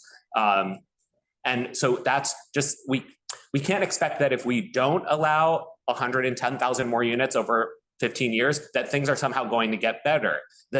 This is an improvement against the status quo. It's not everything, but it will be an improvement against the status quo. The last thing I want to say is, like, I'm looking at research right now that I will happily send to everyone, to Susanna's earlier point and Emma's, about the broad academic consensus about the relationship between housing supply and affordability. This is not a conjecture. What Andrew Berman provides is his own analysis. It is not peer-reviewed, impartial academic research. And to what exactly will happen, there is research about nearby rents going down 5 to 7% with near a new development, or the risk of displacement falling by 17% for households living within 100 meters of a new project. I'm happy to send this to everyone. I have a question. Yeah, and this is why folks from across the spectrum are supportive of City of Exeter Housing Opportunity, because they recognize that we have a supply crisis and we need to take robust action. This is actually like really not nearly enough, but it is something. I reserve the right. I reserve the right because I haven't said very much. When you send me that research, will I find that it is based in international cities or national cities? Both. The research comes from cities in the US, from Minneapolis to New Rochelle, from Tokyo to Helsinki, but we can't say only, they're only evidence from, you know, Canal Street to 14th Street is going to be relevant to us. But I guess I asked for international. both. It'll be international and national. The research has been broad and across many municipalities. Okay, we hear you. I apologize for my frustration. We hear all of you. We have heard, no, don't you move. This seemed like a more broadly. No, you're not sitting here, you're sitting there. We hear you. We've heard these arguments for many years. No one here doesn't understand them.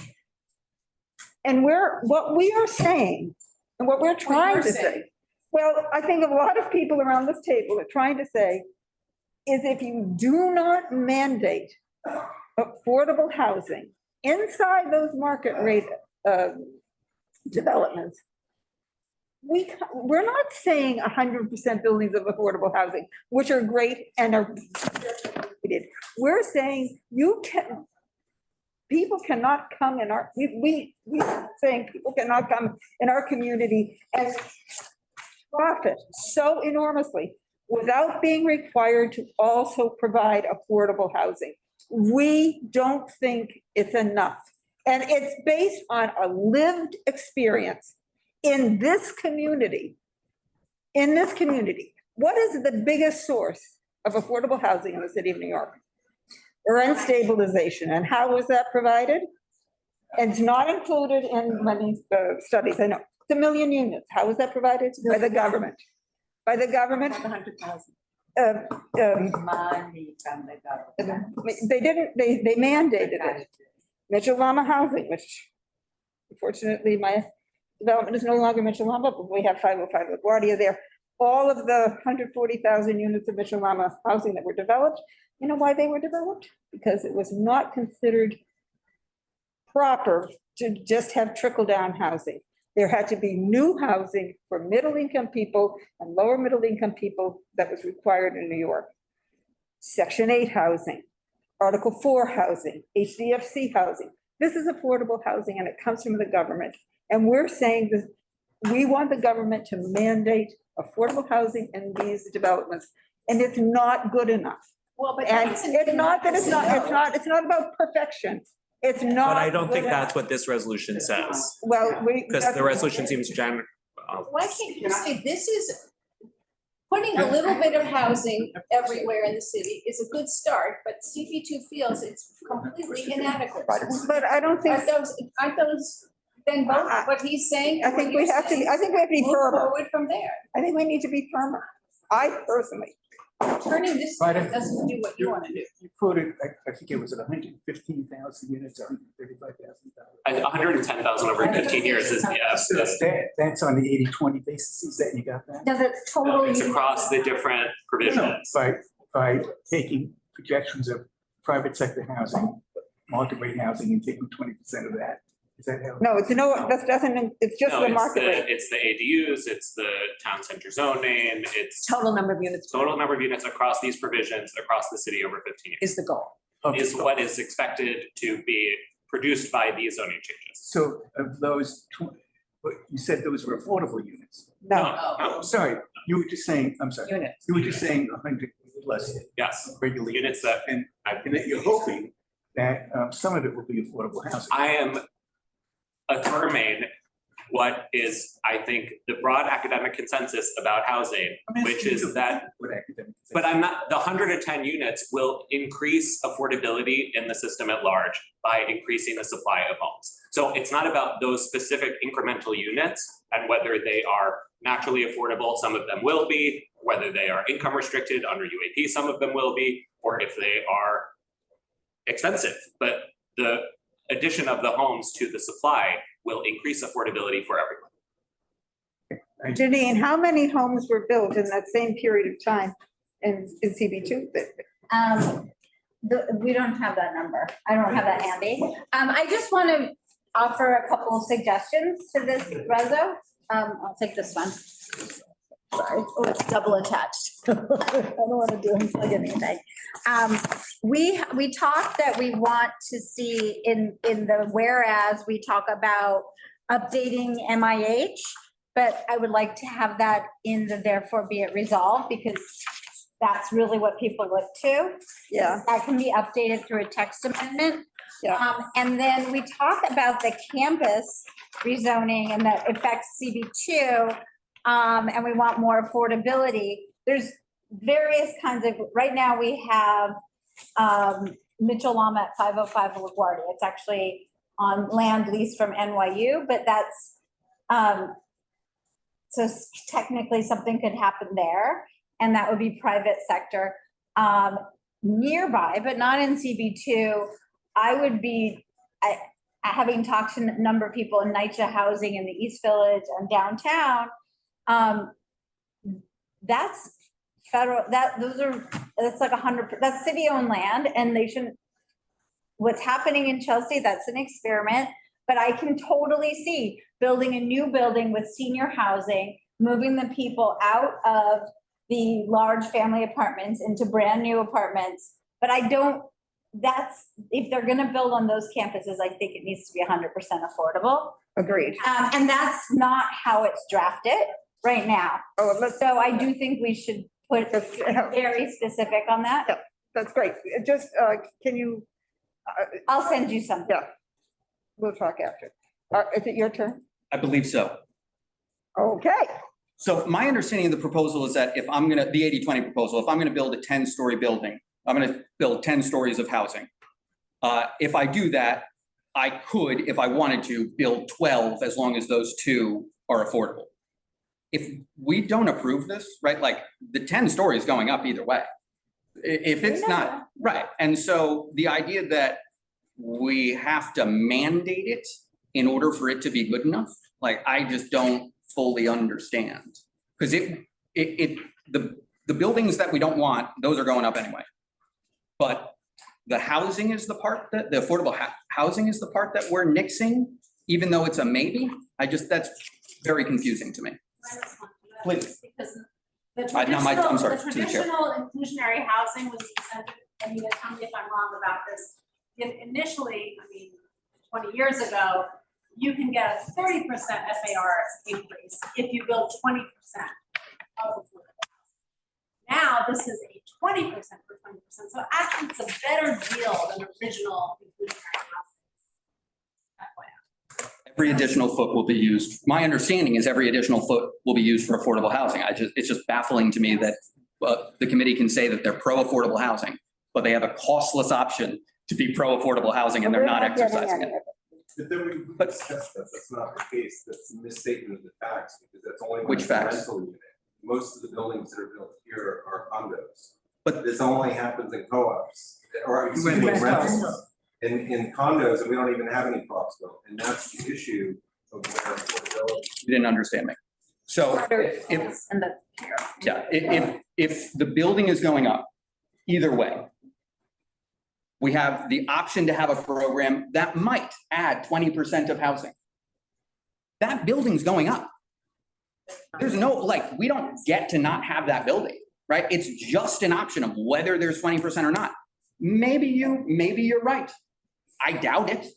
You doubt that they would put affordable. No, I doubt that Carter's right. No, I doubt that Carter's right, that at no point would this ever build affordable housing in our, if I'm building 10 floors, I'm gonna build 2 extra of affordable, because why not? Not if it's not a rental. If they don't want to mix. Yes, correct. But if I'm building a rental and I'm building 10 floors, of course I'm gonna build 2 extra.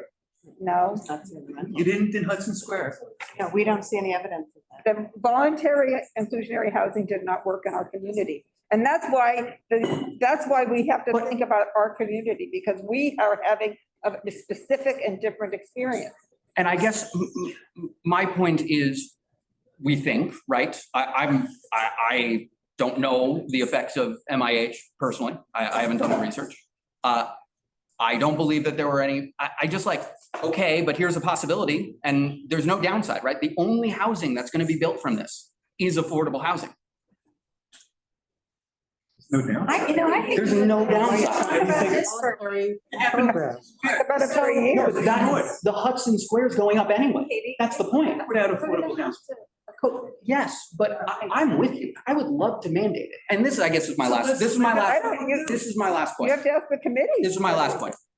I think what we're arguing over is what happens once we realize that mandating affordable housing isn't going to work, right? Because I'm there with you. I think everyone here is with you, right? I hope so. But it's not going to happen. It's just not. There's a property rights issue there. I mean, like, I could go on about why it's not going to happen. And so if we accept the world as it is and not wish the world to be one in which we could pass it, right? I'm there. I wish it too, but we're not. We're not there. That isn't the world.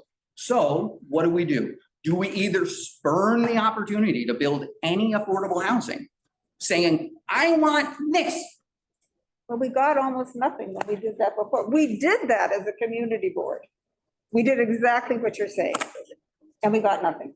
CB2 is a good laboratory for what works and what doesn't work. But like, it's New York City. It's all a laboratory.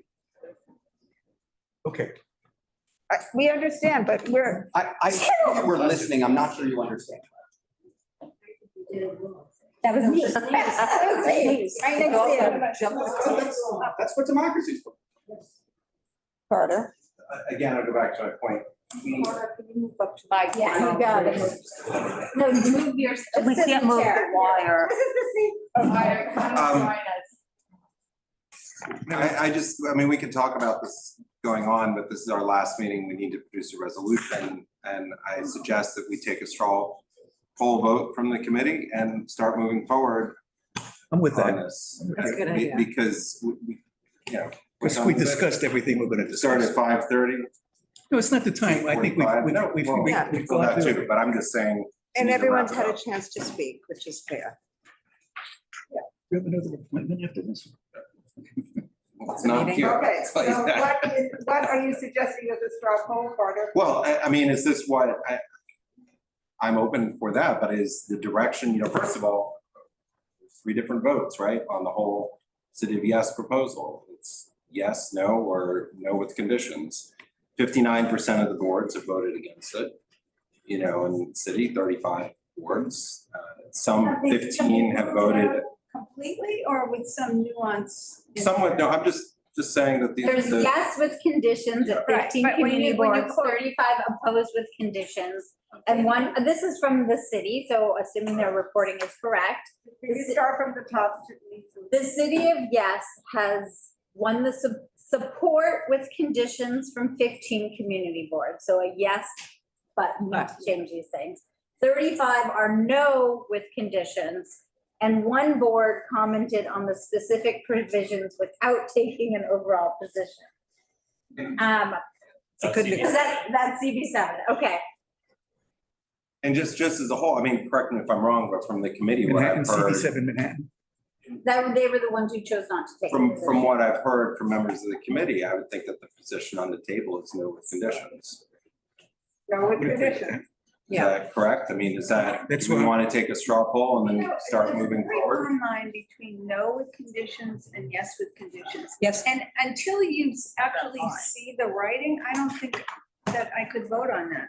Okay, well, that's fine. We'll get the rest of the committee. We just have to start moving forward. We're I out of agree with you time. on that. We're out of But time. I- So let's, start now. I mean, I think when, For that one of voting. our city council people is Chris, and, we've heard from Chris, we've heard from Eric, and their positions are very different. I mean, Eric is vote yes, Chris said vote no with conditions. Right.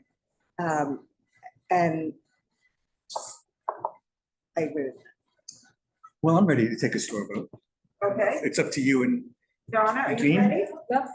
Let's do a straw vote. Let's see where we are as a committee. sorry. Let's take a straw vote and see where we are. Okay, so, Just spell it out, what we're actually doing. we are deciding whether it's yes, no, or no with conditions, or yes with conditions. Like, those are the choices? I mean, it's basically yes with conditions or no, Okay, to simplify. okay. Can I make? But it's okay. I think we're voting, Ryder. You can, there may be more discussion after. Okay, anyone in the support with conditions? One option. Is anyone going to vote on that? Is anyone going to say yes to that? Who's going to say no with conditions? Okay, I will too. Oh, did you see Carter's hand? And I didn't see Stella and Eugene. No with conditions? I voted no with conditions. Thank you. Is there someone? Margaret, did you vote? Yes, my hand was up. David, did you? Yeah, no with conditions. Everyone voted. Okay, I'm gonna have to be yes with conditions because I don't want to abstain. I've never abstained in 12 years, so. Okay. Yes with conditions. But I'd love to see us write it down. Well, I'm reading the resolution here. The conditions are UAP with affordability. Oh, I'm sorry. You are taking a yes with conditions or no on the whole thing. You're not gonna take it point by point. Maybe some would be yes with conditions and some might be no with conditions. Is that your chosen path? Or is it in fact, because you have that other option, which is to go, subject by subject, and some might be yes with conditions and some But might we be can no. still vote the no with conditions and comment, or I think our intent would be to We comment. can incorporate what you just said Yeah. into the conditions of no. Yes. Okay. No? Well, if you believe that there's a slight difference, some might, as I said, some might be yes with conditions would be overall a favor with changes, and some were no with conditions, it would be a generally, it's moving in the wrong direction, but might be salvage. Right, so the things that you're saying can be incorporated into either one of those. I'm just asking how you're planning on it. I think that was our vote, That was our vote. overall no or overall yes. I just, if I could, I don't want to interrupt a good conversation, but I just want to make it clear that there is a single box with a drop-down menu that Katie just summarized, for the whole thing. So you can do both. You can fill in the checklist saying yes on this one, no on that one, however you choose. But please don't leave it to the district manager to try to interpret the resolution in a way which requires me to say yes, no, to summarize that. That should be the work of. You need a global yes or no. I need to know how to fill in that box. It's kind of a silly thing, but it's not, because it's your work. No, fair enough. And it shouldn't come to me to say how it should be done. Okay. No one wants that. Thank you.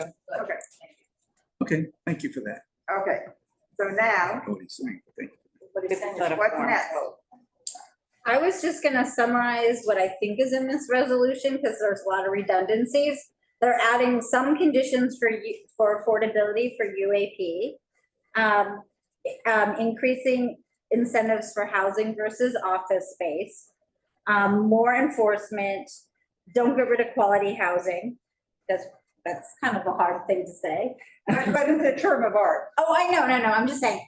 And then the two things I suggested that are not here are tweak, this is an opportunity to do a text amendment for MIH. And 100% affordable housing on NYCHA campuses. Because we don't really. We don't have any we don't have any nice. Well, earlier in our proposal, we said we are opining on it, and we say, or I'm sorry. Let's say 100% affordable on, making it harder for campuses to add, making it easier for campuses to add new buildings. Those campuses were combined campuses that would be created in CB2. Right. Is there air rights transfer? And that was explained by George. Yeah. How a campus could be created, not the NYCHA. It's air rights transfer. But it does Merging impact. lots. They Yeah. merge lots to create a campus. Yeah. So we don't have them, but that's how they'd be created. But then. Janine, what was your first point? Created on public land or not? I mean. What was the first item that you said? It's on page 3. No, what you said. I said updating mandatory include, we have it in the body, but we don't have it in updating MIH for deeper affordability. So It's in the whereas, but it's not in the therefore be it resolved. The campus is tricky because we don't have public here in our community. But that's not true.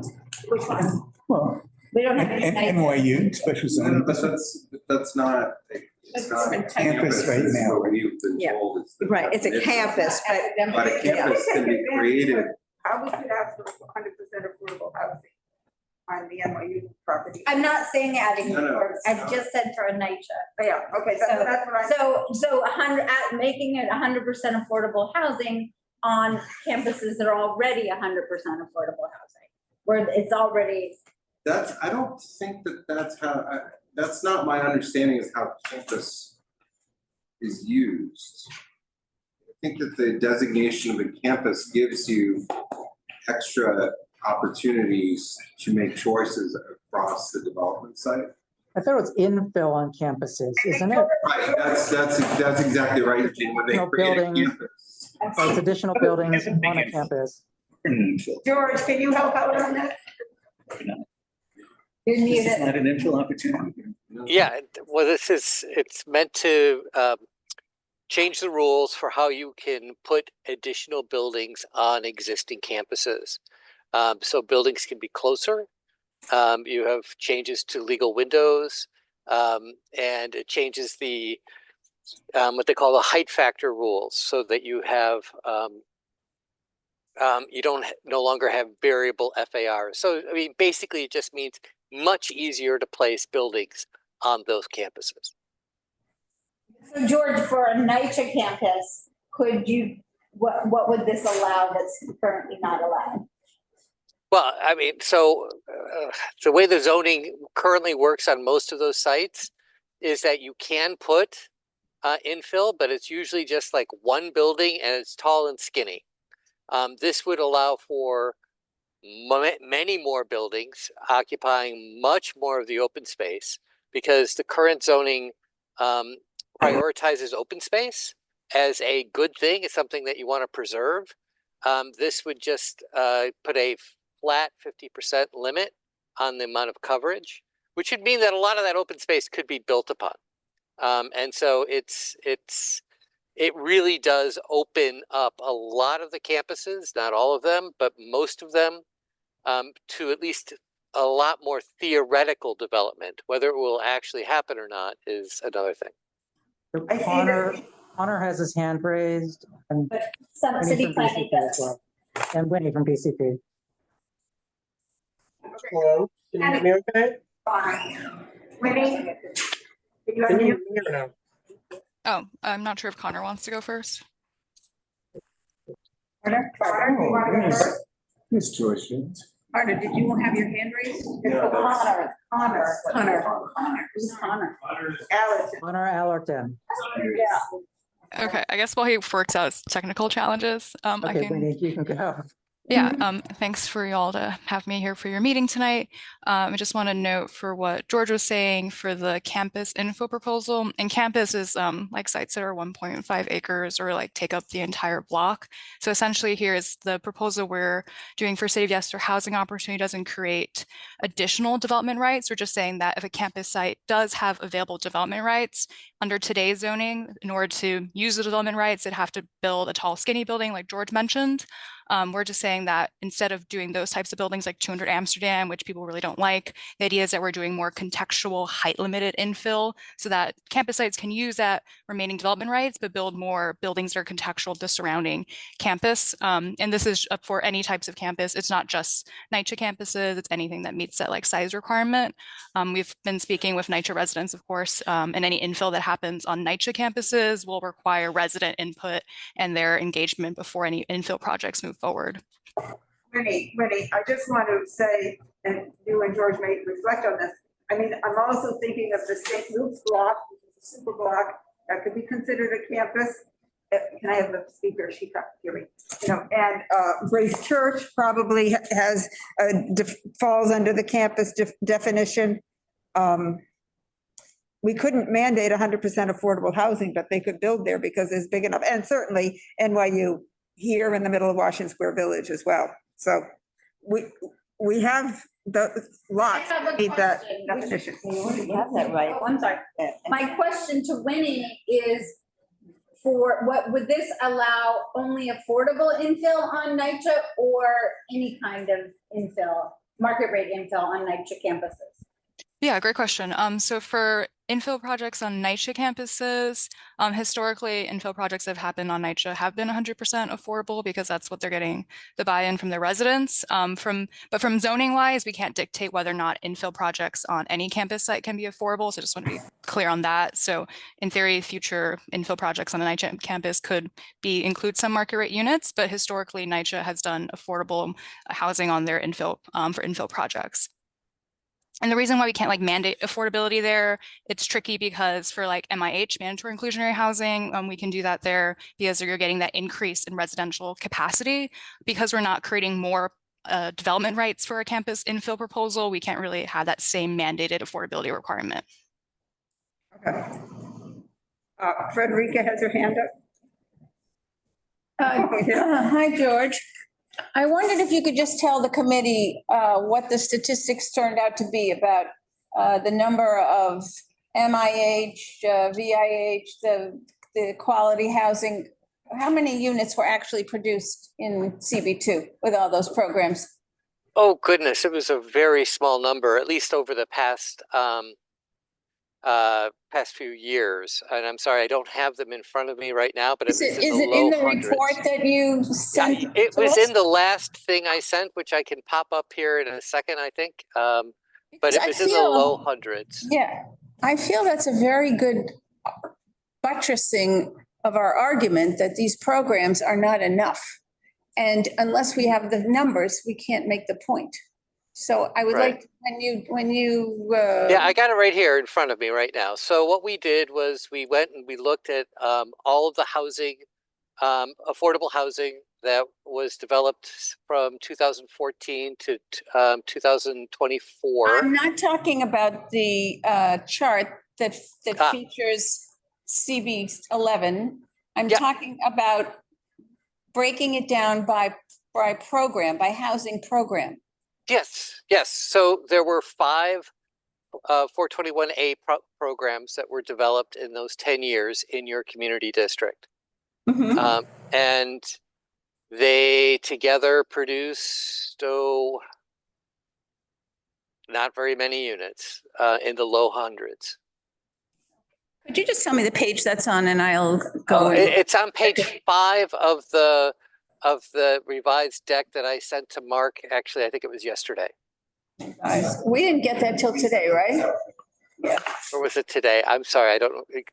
I think I sent it to him last night. I have that. Did you print it out by chance? I did not print it out. That's the. And that has 7 records on it. 5 of them are new construction. 2 of them are preserved affordable housing. Yeah, it's. There aren't very many. It's really, really small. I mean, the preservation is bigger than the production. Yes. Yeah. So would it be so bad to say, yes, we understand the rationale between a little bit of housing everywhere else, but given our history in our district and our focus on affordable housing and what these programs have thus far produced, we can't be content with what you're offering? Isn't that a no? Conditions? I'm not talking yes or no. I'm talking about the language in our reso and starting to develop our. Well, it supports that. It supports the argument. It supports that what they want to do, but it says we can't be content with that alone. Yes. No, but. Well, so it's crazy to think that the committee is going to say, this isn't enough, but we're voting no. No, I'm not. I'm sorry, not directed. Okay. So what do we need to do next? What other comments are on this? Yes. There are, O'Connor has had his hand up, and then I do have a question for Connor. Can you hear me? Yes. Hello, sorry. Yeah, I think this is backtracking a little bit, and I think it's covered a little bit by George and Winnie, but I just wanted to clarify with campuses, like it's not, and this is my sort of perspective, it's not really a zoning term. It's like there are zoning terms for certain sites of a certain size. But I think the biggest change here is that on these large, like full block sites, and you have some of them in CB2, and you know, I think your office is an example of one, where you have these larger sites that follow Tower in the Park rules, and they can now also add contextual quality housing buildings when they couldn't before. And so that's kind of like the biggest change. And I think we talk about campuses because those are the places that most often see the sort of Tower in the Park style development, like NYCHA and like Mitchell-Lama buildings and these other campuses. So like, just wanted to clarify that if that's helpful. And in terms of the affordability side, I mean, hopefully folks were able to get a copy of what we sent to the board, but I think our logic around NYCHA is one, that there's precedent in the zoning for singling out specifically publicly owned sites and public housing sites. There's a provision that lists those, that's only applies to public housing sites. It's actually being removed through this proposal, but that just means that there's precedent for singling out those kinds of developments. And two, it's true that with like private sites, like Winnie said, they usually have to come with an upzoning to sort of get around the kind of takings argument that you're removing some sort of private property rights. But because these are publicly owned sites, I think like legally you could say that doesn't really apply. And so that's why that's where that's sort of like the legal argument for mandating affordability on NYCHA properties. And while it's true, like NYCHA has like a very consistent track record of building public 100% affordable housing in their infill, that like we've stated that, you know, that's a policy decision on their part and that could change over time. And it's a lot easier to change that than to change a requirement in zoning. Also, sorry, just the one thing that I wanted to add, because I know we're talking about like mandating affordability and that UAP doesn't go enough because it doesn't require anything. I think that, again, like our sort of comment on that is that UAP replaces the voluntary program, which I think everyone can agree is like pretty underwhelming. And so UAP, I think, can function as an optional program to replace VIH. But we can take this as an opportunity to comment on MIH as it exists as a mandatory program. And that we don't have to say UAP has to be mandatory. We can say, okay, UAP is UAP, but since we're talking about it, if we have qualms with MIH, this is an opportunity to comment on those as well. So improve MIH. That's what you're saying. So I'm just sort of speaking from like our perspective on things, just hopefully clarifying like where you can go. Yeah, we agree with it.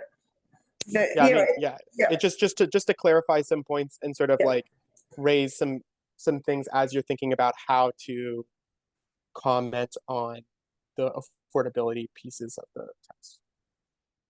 Okay. So is the directive of the committee, I'm gonna have to talk to Eugene because Eugene, even I'll email you or text you how we're gonna improve or finalize the draft and circulate it. Great. Yeah. Okay. And I'll send you language, but perhaps we simply say we're disappointed that UAP doesn't have affordability, but we would like to strengthen MIH in X, Y, and Z. Thank you. Thank you. That's very helpful. Yeah. So then you get this support for UAP, which I think would make some of our I'm not on the committee either, so I can't vote. but I think that would address a lot of the concerns. And it would address what we see as a shortfall in MIH and that we've heard from around the city. And a shortfall for our community, in terms of affordability, which is what we were tasked with. The shortfall in general. Okay, yes, right, you come back to Thanks. the hot seat. I didn't realize Janine wasn't on the committee. So as a non-committee member, I also feel like I can sit here. I guess I just would return to the very first thing I said tonight, which is thinking about what will happen when this resolution comes to the full board.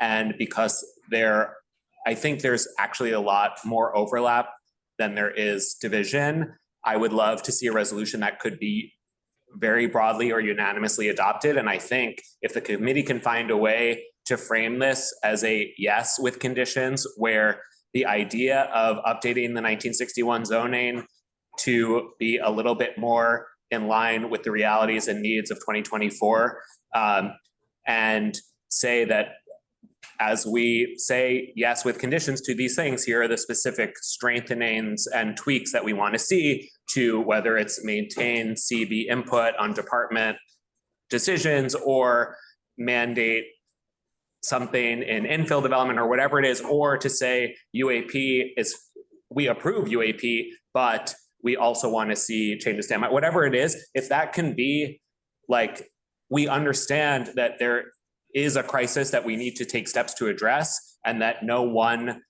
thing coming before the board is going to be the silver bullet or the whole picture, but that we are okay with this moving forward and hope that it is tweaked and strengthened in these ways. And we hope that the bigger picture is addressed in these ways. I think that would be something that could be really broadly accepted. And I think like that's part of coming here to the committee rather than waiting to have this conversation at full board, is to think about how to, come to full board with something that will be really well received broadly. So that's my last thought for the night. No, you're not. What's interesting to me, Ryder, is that I think a lot of the people on the committee are more skeptical than you are. I think we are skeptics. I think I am far more skeptical of the status quo. Nobody's saying status quo. But that is what's in front of us. It's accepting or rejecting this against not taking this action. So I don't think I'm credulous. I don't think I'm naive.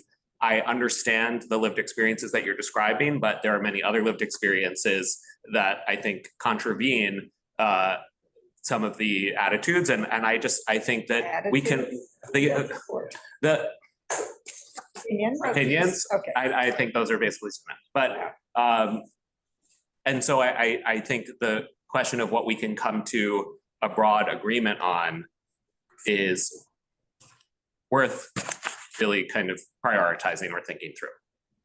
Katie, can I take a straw poll? Who on the committee has moved in the last year or searched for an apartment or a home? I think it's really moving forward. Carter, I'm so sorry. We're not interested. I'm not interested in voting. So I just think that the reason that you get to be skeptical is that people are pretty comfortable, right? If you haven't searched for an apartment, if you haven't stood on a sidewalk with a 40-person line, realizing that you are definitely not going to get that apartment, and that is the 10th apartment that you have done that at, of course you're going to be skeptical because the status quo is quite comfortable for you. I guess what I'm asking is for the committee to be able to step out of their own lives. And Matthew, I'm not skeptical about that. I'm skeptical about things that come from the top down. That's all. My point is that you get to be skeptical of those proposals because your current situation is comfortable. And for those who are. You don't know anyone sitting him out there. It's really generalized. Making these types of personal attacks. I really don't think that that's helpful, Matt. Well, thank you, Eugene. I'm really concerned about your opinion on it. Oh, wow. All right, I want to move for a vote. I want to move for a vote. I say we adjourn. No, we have to vote, you guys. You have to. No, we have already. We did. And then it was open for any. It's so much more complicated than that. And I think you're the Explain it. Okay, we took a vote. And I'm gonna assume that it's not so complicated and you just don't want. If you want it simplistic, it's your choice. Wrap it up. I'm asking for an explanation. Well, no, I thought we took a vote and everybody but me was for no. You're not interested. Then we had more conversation. So the question is, does anyone want to reconsider? Anybody changing their mind? No. Okay. But can we conclude the vote by, have we given all the comments on the standing resolution? And Well, I hope we'll cover fewer things more deeply than the outlines.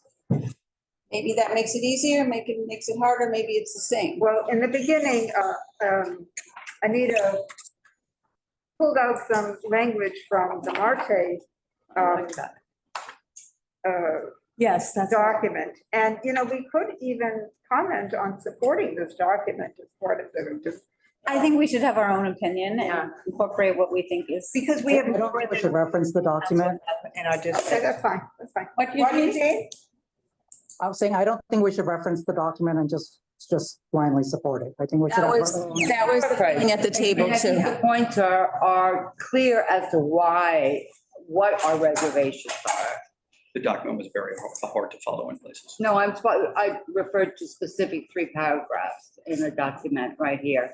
And it's just, it communicates the sentiment and the reservations without getting into, I think it's overwhelming when you look at lists and lists with numbers, when in fact we have an overall opinion about it based on very sensible things. I mean, these are not frivolous So things. reference those 3 sections. Yeah, or paraphrase them, make them ours. I don't think there's any Yeah. harm in that. No, they're things we've discussed. Okay, is there a motion to adjourn? well, I think we need to have the vote. What are we voting on? We already voted. No, we took a straw poll and. Okay, so. That was a straw poll? Carter, make the motion. No, so can we vote on what's before us, so the resolution that's before us along with But the resolution. suggested recommendations and the spirit of this, if anything needs to be tweaked to make it perhaps following line with what Frederica had. I don't think we can vote on it if it doesn't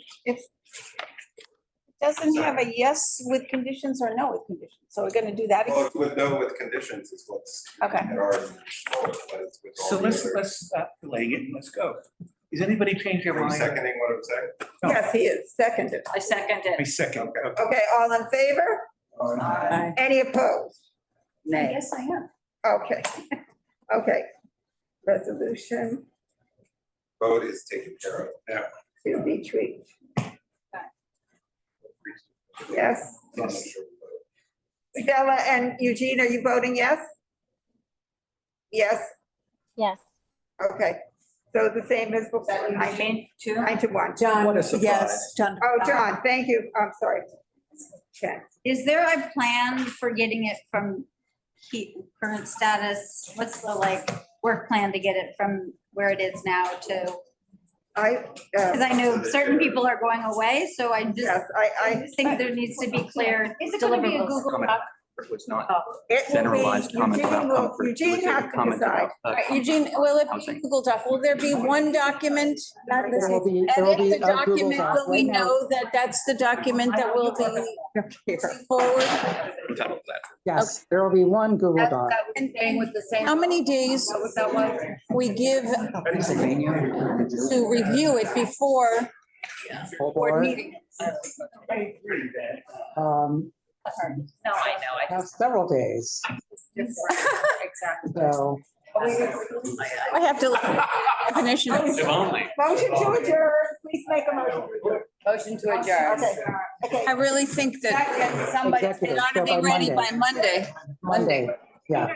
did Eugene agree to these? That's what we're talking. I know. Gotta get out.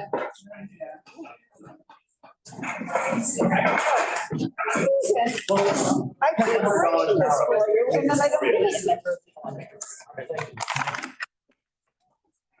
I think gorgeous. Can you believe it? Pictures of. Oh, these are beautiful. Aren't they good? Oh.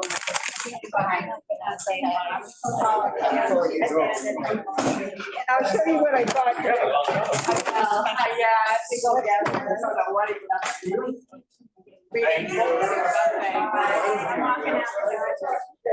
Oh, God, these are the cutest eyes. Adorable. Well, You know, like, that's for the little. helpful. Good job. Adorable. What did you get? Friends is, What is all on a week and that? a half watch. Oh, my God. Everybody disappeared for a day. None of his granddaughter. How old is she? I don't know, right? I don't want to step on. Oh, so cute. All right. Well, you show me. The lady said the witch